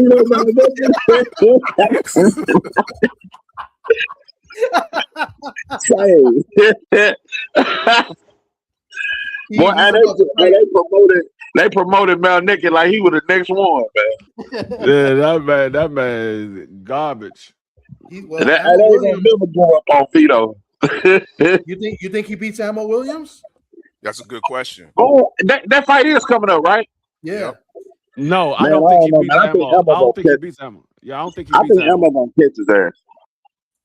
It's a good test for Vito. I gotta break it to y'all, but I'm gonna be the only. I think Vito's gonna outclass him. I would be surprised. Yeah, I haven't seen Vito outbox anybody. They might be catching Ammo at the right time, though. Because I don't think Ammo's that good. That's the thing. Yeah, but that power is that good. Oh yeah, his power is legit. That's one thing he has. Vito. But Vito can handle himself. You know what I mean? He has an underrated defensive package. Oh yeah, and don't forget we still got Laura at 160. Oh yeah, old man Lara. Yeah, old man Laura still fighting with the roof missing. Yeah. Who's Lara's trainer? Is he still is he with Ronnie Shields? Who? Lara. No, Vito is. Vito I know is. Vito is. No, Vito. Yeah, Vito with Shields. Laura's not with Ronnie Shields. Not Okay. no more. Was he? I thought was he with Ronnie Shields at one point? Yes, he was. Okay, yeah, that's why. Yeah, I know his I last fight he didn't know. wasn't I with didn't know Ronnie he Shields. used to be with Shields. I didn't know that. Yeah. Yeah. I know the last fight he wasn't with Ronnie Shields. Hey, let me ask you this though: who y'all think is the best at 160 right now, or is it just up in the air? Laura. No, Adamas. It's unpopular opinion. Adonis at 68 now. Unpopular opinion. technically not. Unpopular opinion, gentlemen. It's Janabek. Oh, come on. Hey, even with the Raw. Well, I ain't gonna lie, Janabek can fight. Dirty fighting that. He can fight though. You know what I mean? Don't let the hype, don't let the Western media fool you and think that he's a dirty fighter, bro. Come on. I looked into his case, and to me, I'm giving him a pass, bro. The man was on his deathbed. The man was on his deathbed. Janabek can fight. I ain't gonna lie, he can really fight. He can fight. The problem with Janabek is he hasn't fought anybody. That's the problem. Yeah, he just hadn't fought nobody. He can fight. That's why I can't really judge him, because I'm looking at his competition. I'm like, okay, yeah, he looks good against them guys, but what he look like against the other guys? Do you think that Cuban is the real deal at 160? Or Hernandez? I mean, based on what people are telling me, they said his power is legit. Hernandez, he's legit. Yeah, I like him. Yes, that's right. He's Gonzalez again. You're right. Thank you. Man, he did my boy bad, man. Damn, what's his name? Kyron Davis. Damn, he fucked my boy bad, man. He did. Man, I felt so bad for Kyron Davis. I was like, damn, Brad, man, you should have threw the towel in. Yeah. Damn, he battled my boy. I don't think shut him down who he was getting into. No, he did not know. He did not. Bro, he looked horrible after that fight. Man, he looked bad. He coming back. He beat the fight out of Kyron. I mean, damn, even Benavidez didn't whoop his ass like that. Yeah. I mean, but look 903, his next fight, he didn't look all that, you know what I mean, all that menacing against Terrell Goucher. I mean, he stopped him. But he stopped. Goucher's never been stopped. But also, Goucher know how to make a fight look ugly and survive. He's a survivor. But I agree, though. He did not look that good. I agree. But, yeah. It was a bad I'll say stoppage. this. He's definitely a top 5, top 3 guy middleweight right now, hands down. But I like Omari Jones too, man. But I think I like Omari Jones too. Sorry, go ahead. You said you like who? I said I like Omari Jones too, man. Straight out of Oakland. Yeah, he's nice. He can punch. Man, he can really punch. He can really punch. He just has defense. Yeah, he has defense lapses though. Like he has moments where he forgets to pull his hand back up and he gets caught with a shot. I don't know how he plans out against a guy like Yo-Yo, against a guy like Janabek, a guy like Laura. I don't think he do well against those type of guys. So you think he need a little more time? Yeah, he needs some time. A little more time to develop. Yeah. But stylistically, he kind of looks like Boots to me. But that's just me. I can't say Laura. You said Omari Jones look like Boots? Yeah. I said the same thing. I said he reminds me of Boots a little bit. I said that. Yep. Yeah, I was saying the same thing. Yeah. Just a killer. Such a killer that sometimes he make himself vulnerable. Yeah. Hey, I can't say Laura is on his way out. I mean, he's gonna fight until he says He time about to hang up. 55. But I mean, I'm looking at we let Bernard Hopkins fight till he was like 50. Yeah, but no, Hopkins fought till he was like 53 or some shit. That shit was crazy. So that's what I'm saying. That shit was crazy. And he fought at a high level all the way up until he was about 50. Yeah, that's what I was going to say. Today he'll be a world champion in his 50s against this competition. He's in a nice position because ain't nobody calling for him. Ain't nobody putting no pressure on his neck and saying, yo, Lara, when you defending next? See that, and I think that's the reason why. Yeah, I say, there ain't no pressure on him. No that's pressure. what I say. I think Laura's gonna fight a couple more years because these guys are not really competition for Laura like that. Like, you gotta remember, Laura's been in there with guys like Austin Trout and Canelo Alvarez and those type of guys. These guys are not that level of guys. So I think he's gonna take that Tim Tszyu bag. Yeah, Man, I can see that. I swear. Yeah, and Tim called for that shit too. I definitely see that happening. I definitely see that happening. That's another thing too. Laura started to sit down on his punches, and he developed that power that he always had. He was a mover. So now that he's a little more stationary, he's sitting down on his punches, he's putting guys to sleep. Yeah, he fuck around and clip Tszyu ass. I think he does. I think he does clip Tszyu. He might fuck around and clip Tszyu, bro. I need to see it. Yeah. I don't know. I mean, I think Laura I think he got a couple more years left. I think Laura is the type that as long as they still giving him fights, he's gonna keep fighting. Yeah, but he's the last fought. He hasn't fought. Damn, he hasn't fought in a minute. What about he was supposed to fight Jennebeck. He was supposed to fight Jennebeck, but he popped dirty, so they ended up canceling that fight. Yeah, and then he did fight that day, that week. He fought. I forgot who he fought. He fought like a sparring partner or something. He hasn't fought. He fought some off. Yeah, it's been over a year. No, December. He fought in December. He fought. He fought in December. Yeah, he was on the undercard. He was on the undercard of a PBC card. Yeah, but he's been averaging one fight a year, pretty much.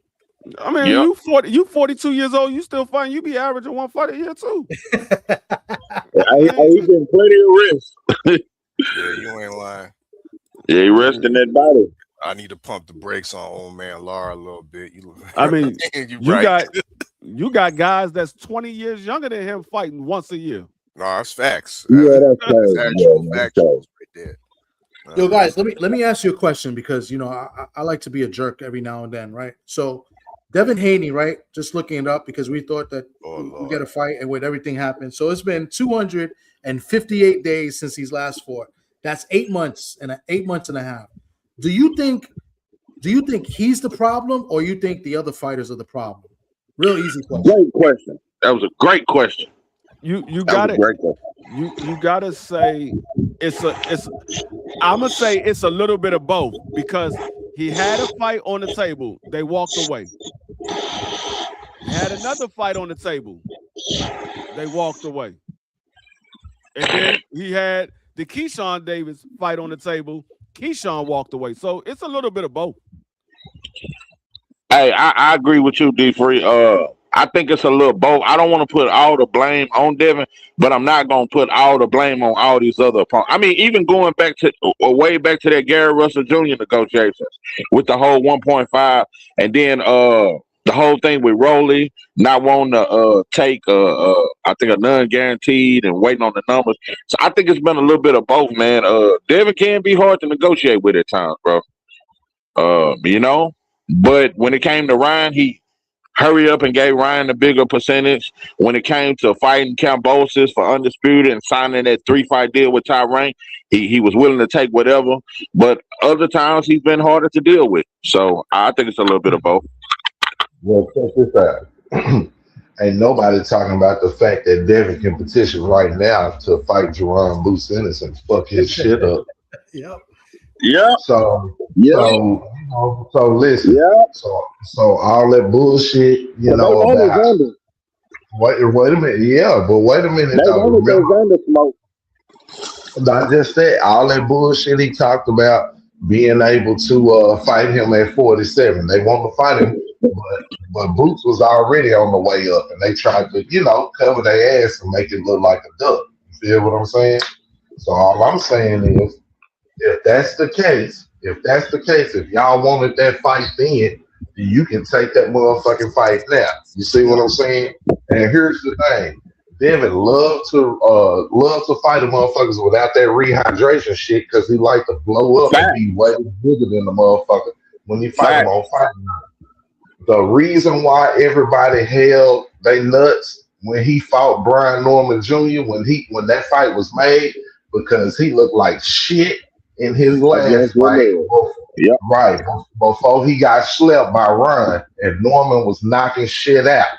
He fucked around and caught Norman and wasn't able to finish him. All right, caught him, but wasn't able to finish him. Right.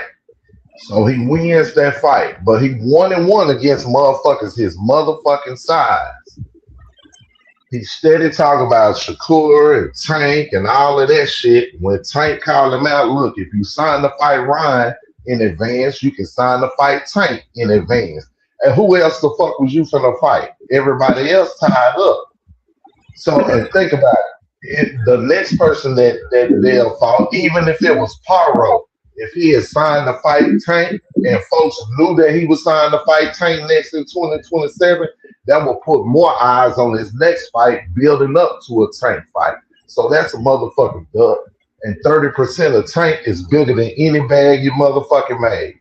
I give Dale love and respect for taking a shit sandwich at the times he had to get around some shit. But the nigga smelling himself. And on the cool, while everybody talking about him certified with a guarantee now, the market buried his motherfucking value. And y'all have to look at it this way. The man been undisputed before. And when that Keyshawn and Dale fight went to purse bid, the market said $6.3 million per fight. That's what the market said. So when it comes time to negotiate, motherfuckers gonna start over that and not try to go what? Over that. Right? That's a good point. Okay. Yeah. Oh, okay. So let's just keep it a buck. That $100 million shit was a bluff. Yeah. Because on the school, when he had to deal with Eddie wanted to re-up with him, and Bill and Dale was on some bullshit, and he told him to go out there and see what you can get. And they bluffed that $100 million shit with Zuffa, but they didn't want to do that shit because they knew what came with it. And they came back to motherfucking it. So I'm just saying the game, see, the promoters, they working together because these teams and these sanctioning bodies, they gonna start working together because they trying to fuck them out the game. You feel what I'm saying? And keep him from taking away the free market. But I'm telling y'all, Devin on some bullshit in some ways. You feel what I'm saying? Keyshawn wrote a check that his ass couldn't cash. We already understand that. Devin just had to sit in the tuck. But by virtue of that, the market buried his motherfucking value. So when it comes to what he's trying to negotiate with Tank them and all of that, the market pretty much told us, nigga, you worth $6.3 million when you fight. Well, let me follow up with that. The market. I just want to close by saying the best thing for him to do right now for his career right now is really a crash mission, because we know he ain't beating Jerron Ennis, right? He can fight Richardson. He can fight Richardson Hitchens and really put it on the line or some shit like that, or double back with a Brian Norman fight. But don't nobody want to see Paro. But the best thing for him, as far as highlighting him and staying in that dinner with challenge himself and all of that, is putting that goddamn petition in and fighting Jerron in. Go ahead, bro. No, I was gonna follow up because we just heard there's a rumor that the talks between him and Liam Paro they broke down. So like with the market set at him getting to $6 million, is it set at $6 million for a guy like Liam Paro? Wouldn't you think it would be lower? Well, here's the deal. What do they stand to make? But they already, when you look at it, he's locked into a contract, right? So like I said, they got to pay him. They got a guarantee locked in with him. Whatever the guarantee is that he signed with Dazzin or whatever, you see what it is up against the market. I don't know what that is, but the market says 6.3, right? That's what the market's saying. So when it comes to him fighting a Paro fight, what does that generate and how does that pay everybody for them to meet their needs? That's why the shit broke down more than anything else. Y'all think about it. No, it makes a lot of sense because yeah, it's a unification, but are people really gonna go and want to pay to see this fight like they would have paid to see maybe Keyshawn Davis? Or are people gonna go and watch this fight as much and be more intrigued to watch it as they would with Keyshawn Davis with Liam? Yeah. Right. Then you have to think about the networking, what they're gonna yield as far as views and shit like that. You feel what I'm saying? So all of that comes into play. That's why Paro was never a good option, even though it's another belt out there. So really, like we're saying, fuck your list, Dale. You only got a few options. Make your move.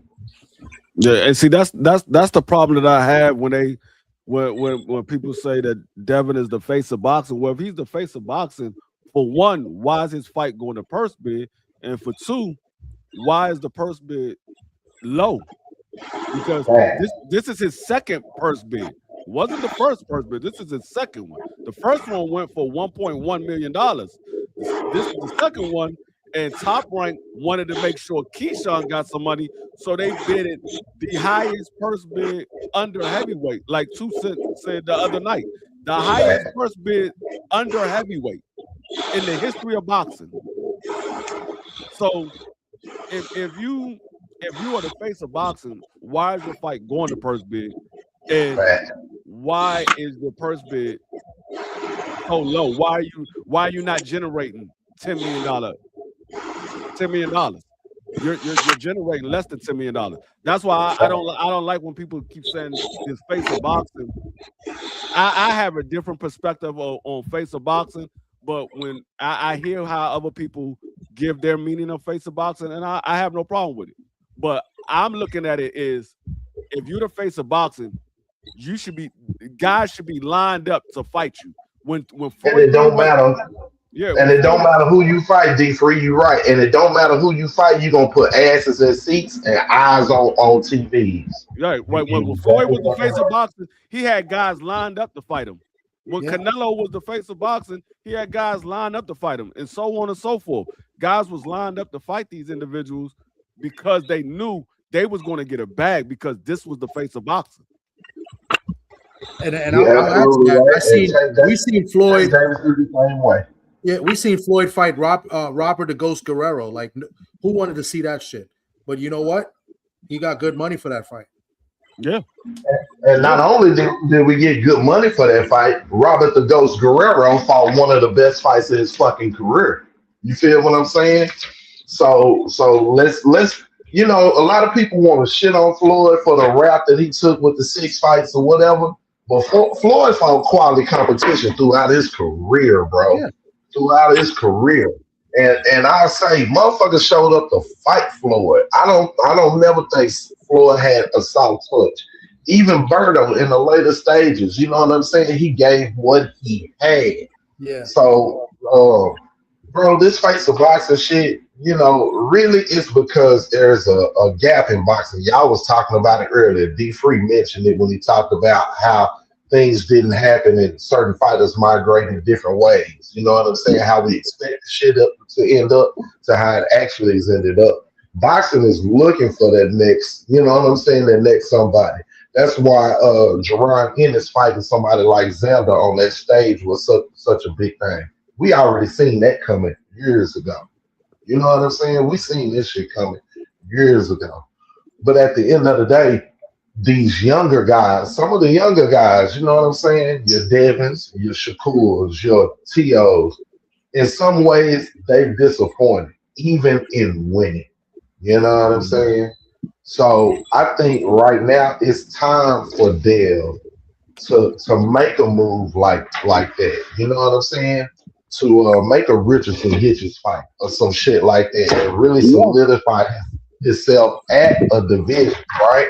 Like he did when he was at 135. That's just me. I agree with everything you said. You know one thing that bothered me when I go back and forth with Devin Haney fans? Like, they shitted on Tank for fighting Rolly. Act like it wasn't shit. But then once Rolly get a belt at welterweight, now it's a cool fight for Devin and this and that. But Tank wasn't shit when he fought. I was like, I argued back and forth with Devin Haney. When now 903, Rolly got a belt now. I'm like, but how you gonna shit on Tank win versus him when he beat him when he was undefeated, bro? So it's just little shit like that. I just be like, come on, bro. Yeah, that Tank fight with Rolly was a mandatory. It wasn't like Tank chose Rolly. He Yeah. didn't He choose. didn't want to fight. He didn't want to fight. If y'all remember Tank talking about it, Tank said he basically didn't deserve to fight. Yeah. He didn't. Hell no, he didn't. So Hell you no, know, again, that's the business of boxing sometimes too, and you have to think who he was dealing with at the time or had to kind of deal with at the time. But like you said, more than anything, it was a mandatory handling his business, keeping his depth, keeping his situation going. So, man, again, bro. Tank Davis is the guy they all been talking about when they was younger. They all had their guns pointed toward. He the one that makes shit jump. We all know that. You know what I'm saying? Anything under 140, it's Tank motherfucking Davis. You know what I'm saying? Here recently, Bam has put himself in the category as must see TV. You know what I'm saying? He must see TV. But as far as the other guys, anyway, Bam and Tank, they must see TV at them lower weights. Shakur, I love his talent. I just think his decision making, you know what I'm saying? His decision making sometimes with his talking and his deal making. I never will solidify respect, even look towards anything with Dana White with any type of reference. And it just makes no sense for me for him to sign to Zuka. I don't know how y'all feel about it, but I don't think it makes any sense.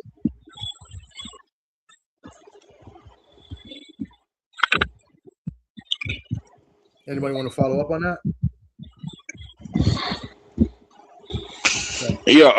Also, you can't leave out Abdullah Mason at 135, man. Youngest champ in the game. You understand me? Must see TV also.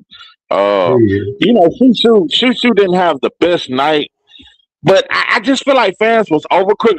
I don't think he deserved to be booed for his performance. I'm gonna put it like that. Do y'all think Shushu deserved to get booed for his performance?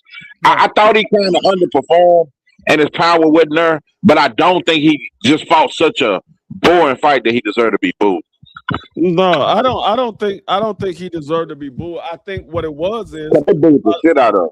a lot of people. I mean, majority of the people that was booing didn't know nothing about his opponent, so they just thought that Shushu was going to walk through him. But that dude was a fight. Yeah, his opponent was a tough dude, and it wasn't an easy fight for Shushu. But this is what you get when you get guys fighting the type of fights that they need to fight.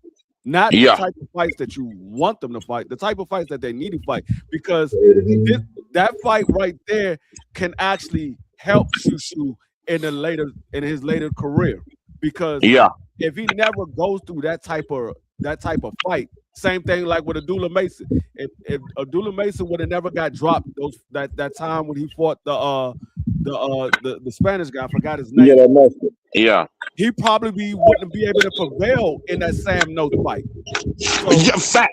Man, that's a great example. That's a great example. That fight prepared him for that Notes fight. Yeah, that's a fact. See, the problem is with boxing fans is that we're spoiled sometimes, right? And I've been following Shushu pretty much his entire career. I know Shushu can box. The thing is, the fight before this fight, he just got a tremendous knockout to win the world title. So now, but he's a boxer first. See him knock out everybody. You know what I'm saying? Shushu is a boxer first. It's just he hasn't first. So now that he shows it, he gets booed, and he faced. It was a little underwhelming even for me, right? I wanted to see him do what he did, but I wanted to see him step on the gas a little bit more. And he did get hurt in the fight too. You know what I'm saying? But I don't think he deserved to get booed. I think fans are just spoiled because he had a tremendous knockout to win the world title, and it's like, they think he's going to get a knockout every fight. Well, like you said, I'll go ahead. Go ahead. I was gonna say, my bad. I was just gonna say, I think sometimes, bro, it has a lot to do with how we set up particular fighters as well, or how these fighters are set up to us as fans, right? Top rank, when they look at their prospects, they designate certain prospects for certain levels of promotion. You feel what I'm saying? And the way that they promoted and kind of put him in fights, like D3 said, if he's having one of these fights that we would have seen, like let's say fighters on PBC have when they was in between 10 to 20 fights. You feel what I'm saying? Shushu doing this at a later point, moving up, and that's always been my argument with Top Rank. I feel like they give you a bunch of potato sacks early and then like throw you in the shit. You know what I'm saying? When you build your record up, but your boxing skills may not have gotten there because you ain't been through certain wars. So yeah, I agree with you. That's one of them fights that'll help you later in your career because you need to be able to go through some shit to be able to face some shit moving forward and know how to navigate. But at the same time, I think he's just a victim of the circumstances that Top Rank kind of put him in as well.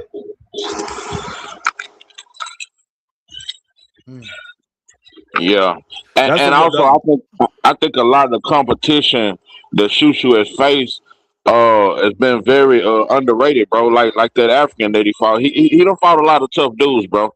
And his last dude that he fought was dangerous the whole 12 rounds.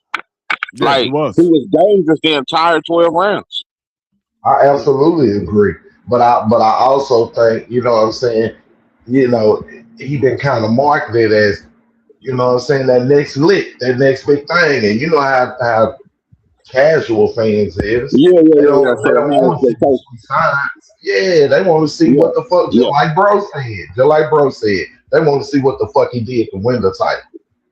Yeah. If you did that to win the title, you got to be able to flush, dude. That type shit.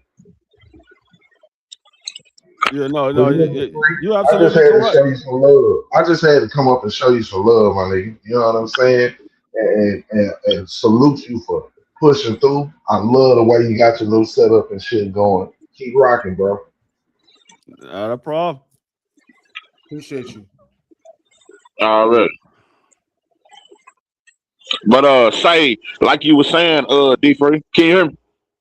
Yeah, I can hear you. Yeah, we can hear you. Hey, like you were saying, bro, like, man, when you look at how Abdullah has been guided, bro, and he only 22, bro, he in the right path. From going through that with that Mexican fighter, getting hurt, getting dropped a few times, to going through a war with Sam Noakes to win a title. That was a legit title win right there. I mean, he really went through a real war with Sam Noakes. And then to fight somebody so crafty like Prince Albert Bell, bro, and to be losing the fight on the scorecards and to come back for the stoppage, bro. He learning at a young age, bro.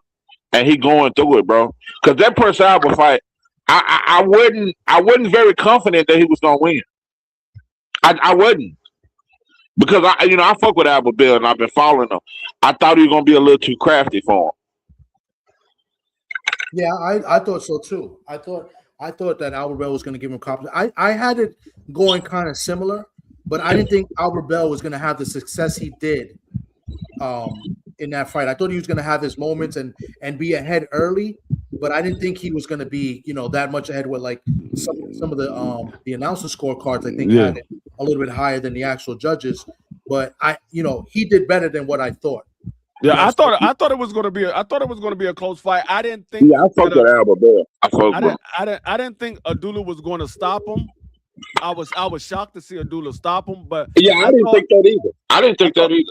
I thought it was going to be a close fight because Albert Bell, he let it be known that him and Abdullah, they sparred a lot coming up. They sparred a lot when Abdullah was first coming up, and he said, I think it was last year, he sparred. Yeah, last year they sparred. He sparred like 6 times with Abdullah Mason last year. So I wasn't surprised that it was a close fight because they was familiar with each other. They know what each other like to do. And so Abdullah did something that Albert Bell wasn't expecting. He fought on the inside. That like Abdullah Mason is usually a mid-range fighter or a long-distance fighter. He fought on the inside, which was something that Albert Bell wasn't used to. And that's what Abdullah Mason said. He said, I had to give him a different look that he didn't see before because they sparred so much that he already knew what Abdullah Mason was on the outside and in mid-range. So he had to give him a different look. And I tip my hat off to the young dude because he's 22 years old. You got guys that's been fighting much longer than Abdullah Mason that don't have the ring IQ that Abdullah Mason has.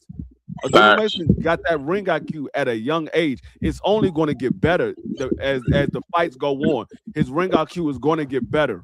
and he's going to be a real problem when he get like 25, 26, 27 years old. He's going to be a real problem. Hey, bro, was you impressed with the corner work from the father though? That impressed me, bro.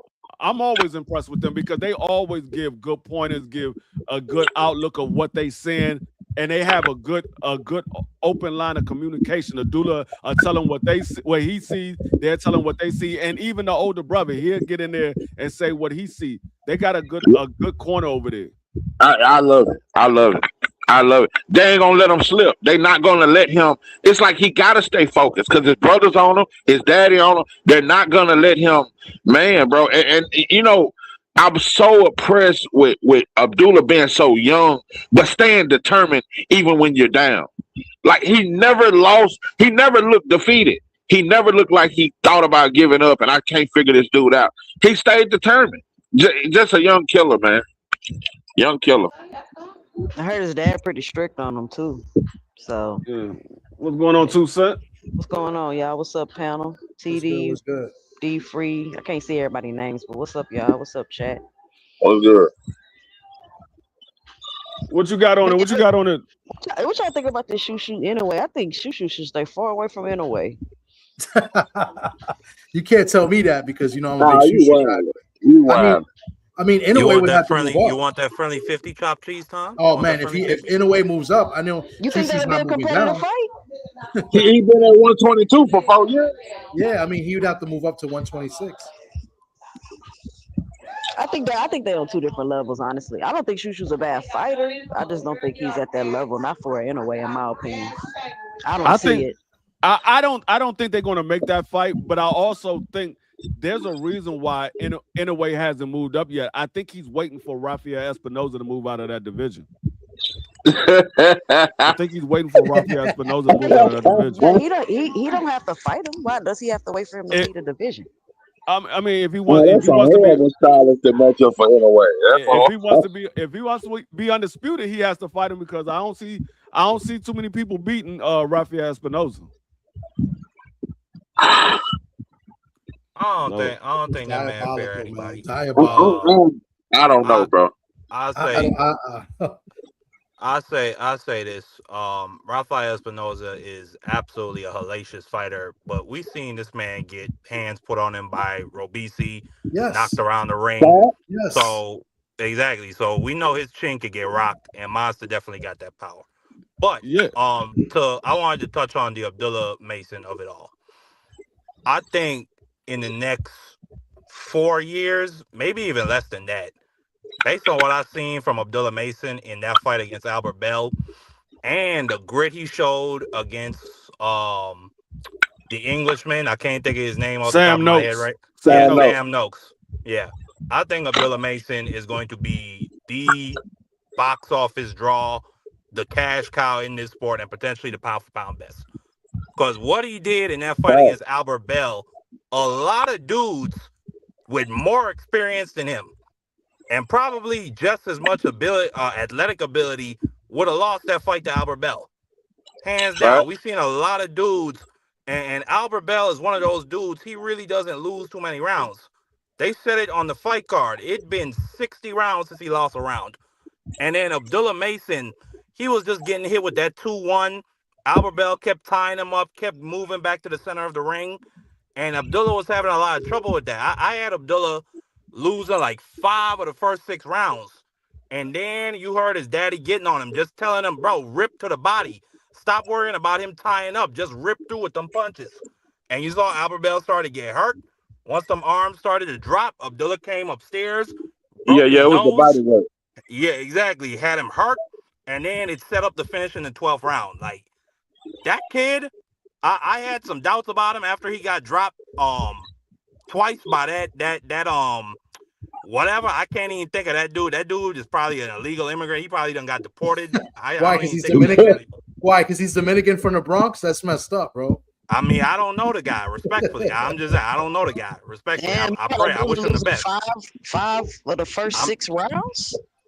Yes, that's why I had it. Wow. And a lot of people agree with me. A lot of people thought I had it. Elverdale winning 4 of the first 6, about 4. But it was still competitive because Abdullah was still doing nice work to the body with the shoulder to the body. The quiet rounds. It was Albert quiet. Bell won, hands down, in my opinion. Yeah. I had Albert Bell winning comfortably. Yeah. As did I. You look at the fight, but like I said, those are the fights that you need a young talent to go through. That's why I said I like the fight that he had with the Dominican, and he got knocked down twice and got back up and stopped them in the second round. I like that because that's what I want to see out of a young fighter. I want to see them face adversity. This is what I said about Keyshawn and Shakur. I don't know how they will react to adversity because they never faced it. They never faced adversity. Very true. Very true. Never. Hey, that's facts. Neither one of them have ever faced. They never have. Like Funk and Fag Sean. Hey, the closest adversity Shakur faced was when he fought Nakatilia, and he said he felt one of them punches on the arm, and he got on his bike the rest of the fight. Oh, he said Valdo's hit him with a body shot. That's one of the most embarrassing performances I've ever seen. After all the stuff that dude talked, you a cop, I gotta whoop you for the hood. And then you go in there, you ran from the police. You ran from him. You a cop. That dude, he just be doing too much. Just for, I don't even know if it's for the camera. I don't know who he does it for. Who he does all that talking and capping and contradicting for. I'm talking about Shakur. You talking about Shakur? You can talk about Keyshawn too. Because Shakur is insecure. That's He's probably very insecure. He's extremely insecure. I would agree. I mean, I remember that De Los Santos fight where the fans were booing him, and he goes to his grandfather, "Why they booing me? Because you're not doing nothing, dude." And then his brother is even worse. I've never seen nothing like this before. Where's Debo? And then he ran. Well, he should be ashamed of himself. That's this generation of fighters, bro. Man, I Hey Bentley, that was me in the chat, by the way. I just want you to know. So if somehow, which I don't think it will ever happen, but if Inoue was to move up and fight Shushu, I'll take all bets. I'm not betting for your Ferrari though, but I'll take all bets. You'll take that friendly $1,000 bet? I don't know if I'll go that high, but I'll take a good bet. I got Shushu. All right. Yeah. That last fight for Shushu, I mean, it wasn't a good look. I ain't gonna, say that he can't beat none of the other champions. Like, I think he'd give Angelo Leo a pretty good fight. I think he could definitely get in there with that guy. And I think Figueroa showed, or Cool Boy showed you it's a formula to beat Figueroa. But that was not a good look for Shushu that last. I mean, he got hurt to the body and he got dropped, in my opinion. See, and this is the thing that I've always said about Shushu and the Inoue, and Marky Dan can contest to this because I told him this. I think Shushu has some attributes that can give Monster Inoue problems. I don't know if he beats Monster Inoue, but he'll definitely give him some problems because of his size, his hand speed, his movement. I think he can give Monster Inoue some problems. Can he beat Monster Inoue? It remains to be seen because Monster Inoue is more experienced than him. He's been in bigger fights than him. So maybe I give Monster Inoue the edge, but I'm not sitting here sleeping on Shushu like it's impossible for him to win because I know Shushu is a hell of a talent. He definitely can win if he comes in there on his A game. But I just think Shushu still has some things that he needs to improve on. But if Monster Inoue keeps waiting around, yeah, I'm gonna be leaning towards Shushu because Shushu's only going to get better. I don't think he's going to get worse. I think he's going to get better.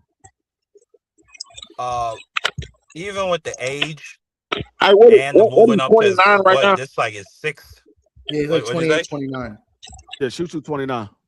29. No, I'm talking about Inouye's age. I think he's like 30. He's gonna be turning 34 this year. Yeah, he's 31. He's 31. Oh, that's not that bad. That's not that bad. No, it's not that bad. I thought he was like 35 years old. Okay. No. Anyway, it's 31. What's going on, Blue Hustle, man? What's going on with you? Let me check that. What's good? Blue. How's everybody Blue. doing? Yeah, Blue. What's up with you, Martin? Yeah. And Monster anyway is 33 years old, by the way. He turned 33. 33. Oh, 33. Okay.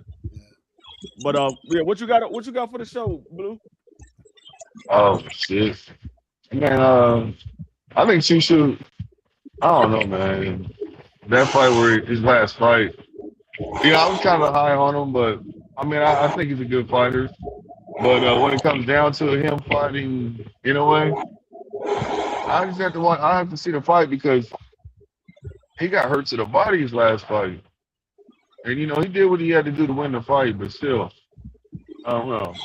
I hope that there was something wrong with him. Maybe he was sick or something like that, or I mean, he might have just took him a while to, because he got caught with a good punch just to recover, from that body shot. So, we'll see if that fight ever happens. I said I wanted to see the fight anyways between Shushu and Inoue too, because I think it'd be a good fight. But I don't know. I feel like Inoue can pull it off just from the last performance, because like everybody says, like people say, you're only good as your last fight. So I don't know. Yeah, it's a good fight. I mean, those are the type of fights that we want to see. I'm not saying that the Jack Catterall fight is a bad fight. It's just not a fight that I care to see for Devin Haney. If Jack Catterall put himself in position to be Devin Haney's mandatory, or he's number one in his sanctioning body. Okay, I don't think Jack Catterall has much to give Devin Haney where I would say, okay, this is going to be a problem for Devin Haney. I think Devin Haney wins that fight easy, in my opinion. You didn't see the news, Free? You didn't see the news? They said Jack Catterall is going to be the mandatory for the winner of T.O. Broly. That's what Jack Catterall wants, but I think they're trying to. I think Bill Haney. Yeah, I think Bill Haney and Devin is trying to make that fight because the Leon Powell fight fell through. So I think they're trying to make the Jack Catterall fight fell through. Damn. Yeah, wow. It fell through. Well, I think it's under the WBA because he's the regular champion for the WBA, so he'll be first in line for the winner of T.O. and Rolly. Well, they have to petition to face Ryan because that's not an automatic fight. They have to petition because I'm talking about not for Ryan and Conor Ben. It'd be for T.O. and Rolly because he's the WBA. That's what I'm saying. That's for real though. We all know the WBA does a piss poor job at consolidating their belts. That's what I'm saying. He has to petition for it because they gave that WBA belt out. That WBA belt was gone. It wasn't a WBA belt at 147. That belt was gone. They brought it back out. So now he has to petition for the winner of Rolly and T.O. It's not like the interim title where he can automatically become the mandatory. He actually, because the WBA regular belt is actually the champion that fights all of the mandatory. The WBA super don't fight any mandatory. They don't have mandatory. So he will have to petition to be a fight with the winner of that fight. And that's the first obstacle. The second obstacle is that you're dealing with two fuckboys, Rolly Romero and Teofimo Lopez. Do we really think that the winner of that fight is going to try to fight Jack Catterall next, even if it's mandated? They're going to lie down the belt and find another big fight because Jack Catterall is too high risk, low reward. I don't know. I think they'll fight. I mean, don't Jack got a belt too, right? No. He got the WBA regular. He got the WBA regular. He got a Reggie belt. Yeah, I mean, now this is where remember the argument that I said, Marky Dan. I know you was there when I had this argument with Tony Review. He said you can't be a unified champion with the WBA regular. No, it doesn't count. Let's say Devin goes beats Jack Catterall and he gets the WBA regular belt. I guarantee you they call him a unified champion. Guarantee you. That would be a damn shame. But real quick, I just want to. This is for aircraft carrier and Bentley, just so you know that I rock with Shushu. That's for you guys. Like it's legit. So I just that's me and Shushu there. All right, aircraft carrier. that man TD look like Shushu's cut man. You ain't shit. But go ahead, guys. My bad. I was trying to get that to show you. I'm telling you, I watch. Not only are the fans going to say that he's a unified champion, but they're going to introduce him as a unified champion. I'm trying to tell you, y'all just watch what I tell you. If they make that fight and he beats Jack Catterall for that WBA regular belt, mark my words, they're going to introduce him as a unified champion, and some of the Devin Haney fans are going to call him a unified champion. But they told me you can't unify the WBA regular belt. That's what they told me, though. No, you can't. That doesn't count. I mean, our fella, what do you think? Because our fella knows about this sanctioning bodies. Are we right in saying that? In saying what? In saying what? If Devin was to beat Jack Catterall and become the WBA regular champion, would that count as him being a unified champion? Nah, I mean, it'd be like 1.5 belts or something. Realistic. I mean, 1.5. Rolly Romero still considered like the WBA Super World Champion, or however you want to call it. Reggie's Reggie. You know what I mean? It'd be different if there was no other champion at the WBA, but there's still a guy that's above Jack Catterall, and unfortunately it's Rolly Romero. And to quickly respond to Bentley VB, because he questioned, he says, "Yeah, how is Rolly a fuck boy?" Well, listen, this is how he's a fuck boy. You know what I mean? Because I heard him on a national or syndicated podcast or a so-called face-off on DAZN admit that he was sharing dick pics with another man. Whoa. You know what I mean? And that was Teofimo Lopez. You know what I mean? Whoa. Hey. No, actually it was the what's his name? Rick Reno's podcast, the Versace podcast. We don't need to hear that. Mr. Versace sitting there talking about, yeah. So you showed them what? Your chorizo. Teofimo said that. Yeah, you know what I mean? No. If y'all gotta watch it now, what's going on here? What's going on here? God bless him. If Rolly like I'm justified with saying that man's a fuck boy. Straight simple and plain. If Rolly like doing that in his personal time and Tio like receipt, God bless him. I just want to see the fight. Jesus. That don't got nothing to do with me, brother. That's crazy. Yeah, I'm not. Marky, I ain't judging you if that's what you do. But hey, you ain't going on the face off. You know what I mean? The minute that if you're trying to promote a fight. Whoa. That's wild. That's wild. Yo, he said this is the words. Now it makes sense. Hold on. This is what he said. It all makes sense. This is what Tio said. The quote was something like this. He said that this guy Rolly be sending me more Johnson pics of his Johnson than I've seen of my own Johnson myself. And Rolly didn't say anything, like saying that that's not true or anything like that. So. I've he could have been. He could have been joking. though. He could have been joking. I'm man, that's crazy, bro. That's gonna say that he's joking, bro. Yeah, he might have. I mean, I'm not gonna say that it's true or not. He might have been joking, but what I'm gonna say is, I will never say that as a joke to no man.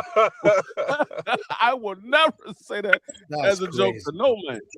That's Nah, TD, I will agree with you on this. These are certainly a different generation of boxers.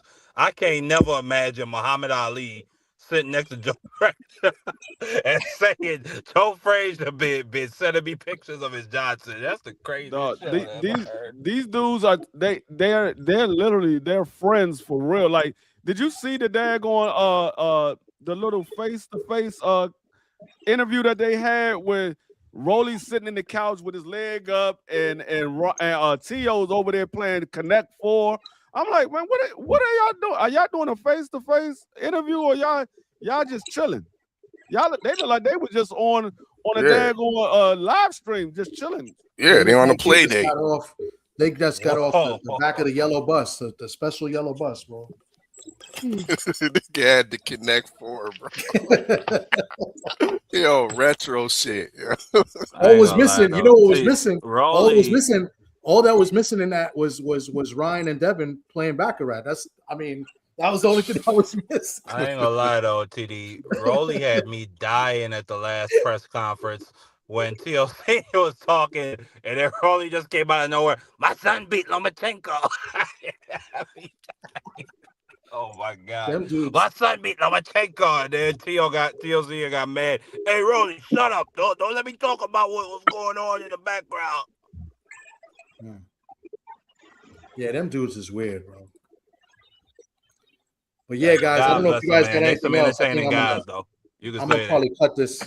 I'm gonna cut this if you guys got any final words. Yeah, I think unless D-Free you want to rock on, you got the keys, Actually, I gotta get up early, so that's why I was about to roll anyway. I gotta get up early.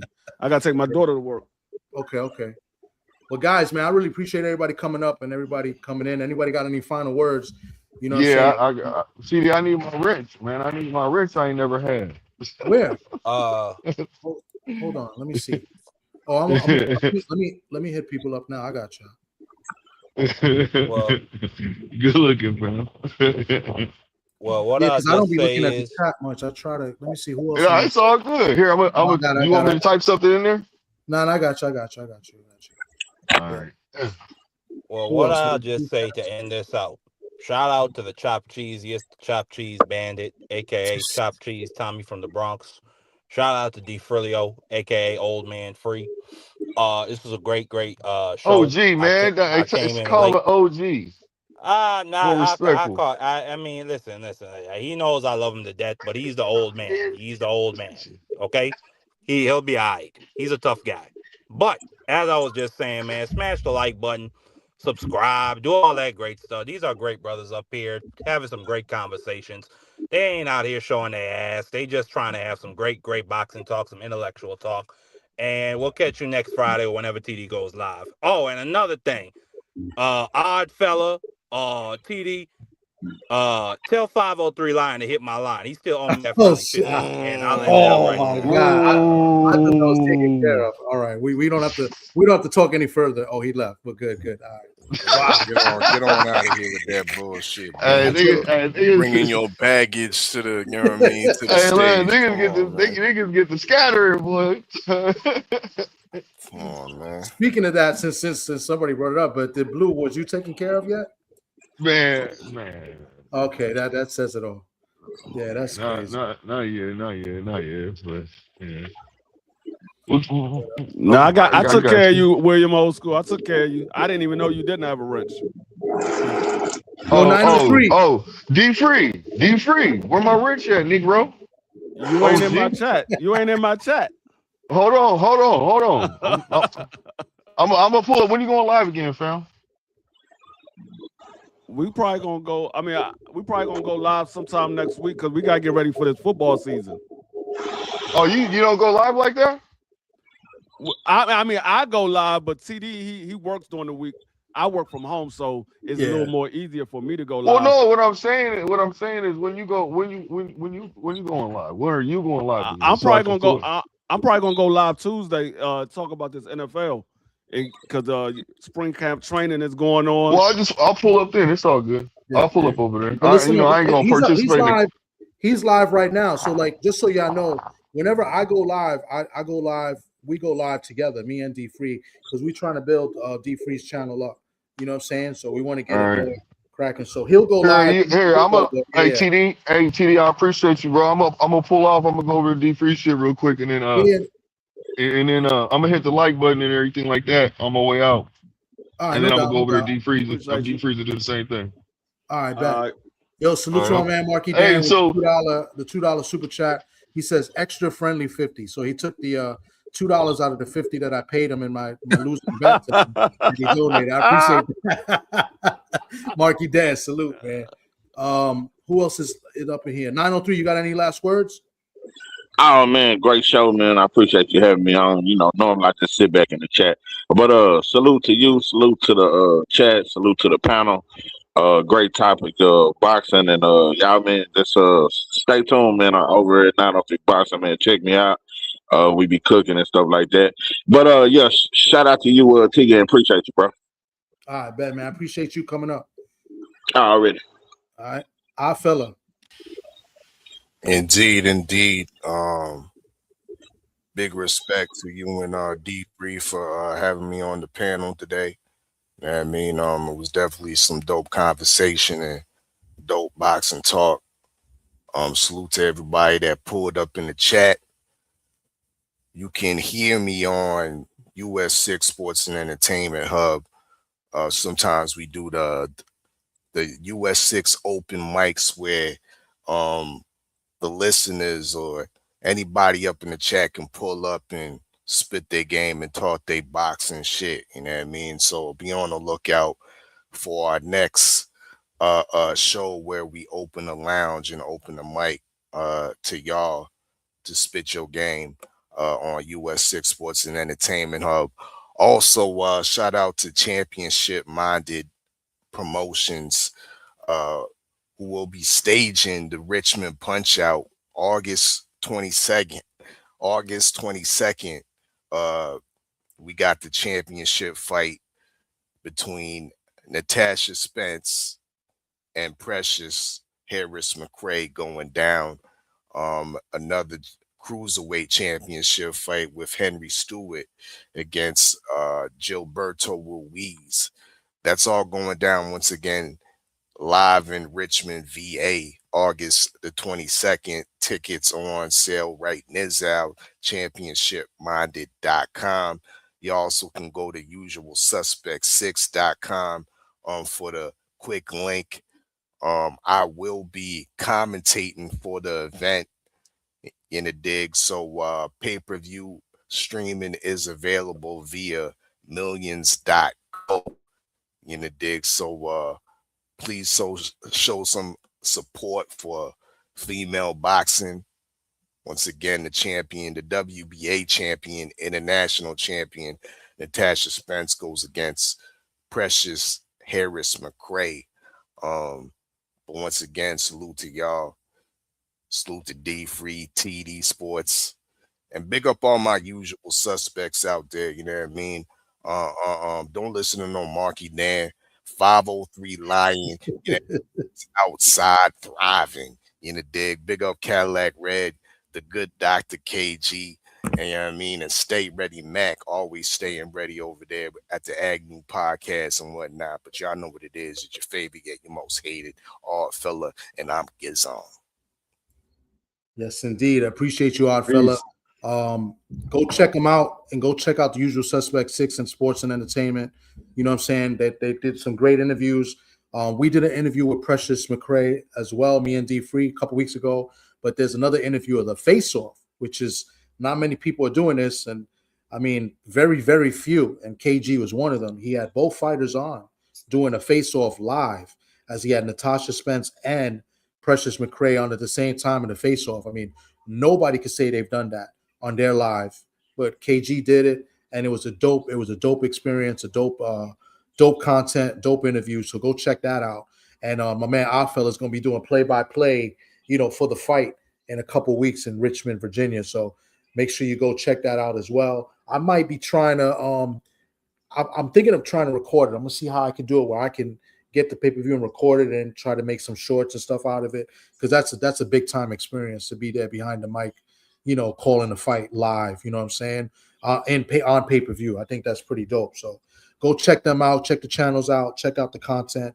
I definitely appreciate them coming, pulling up. Appreciate 903 pulling up. Marky Dan, Blue Hustle Man, 817, 917. Damn, man, I fucked up. 817 D Free?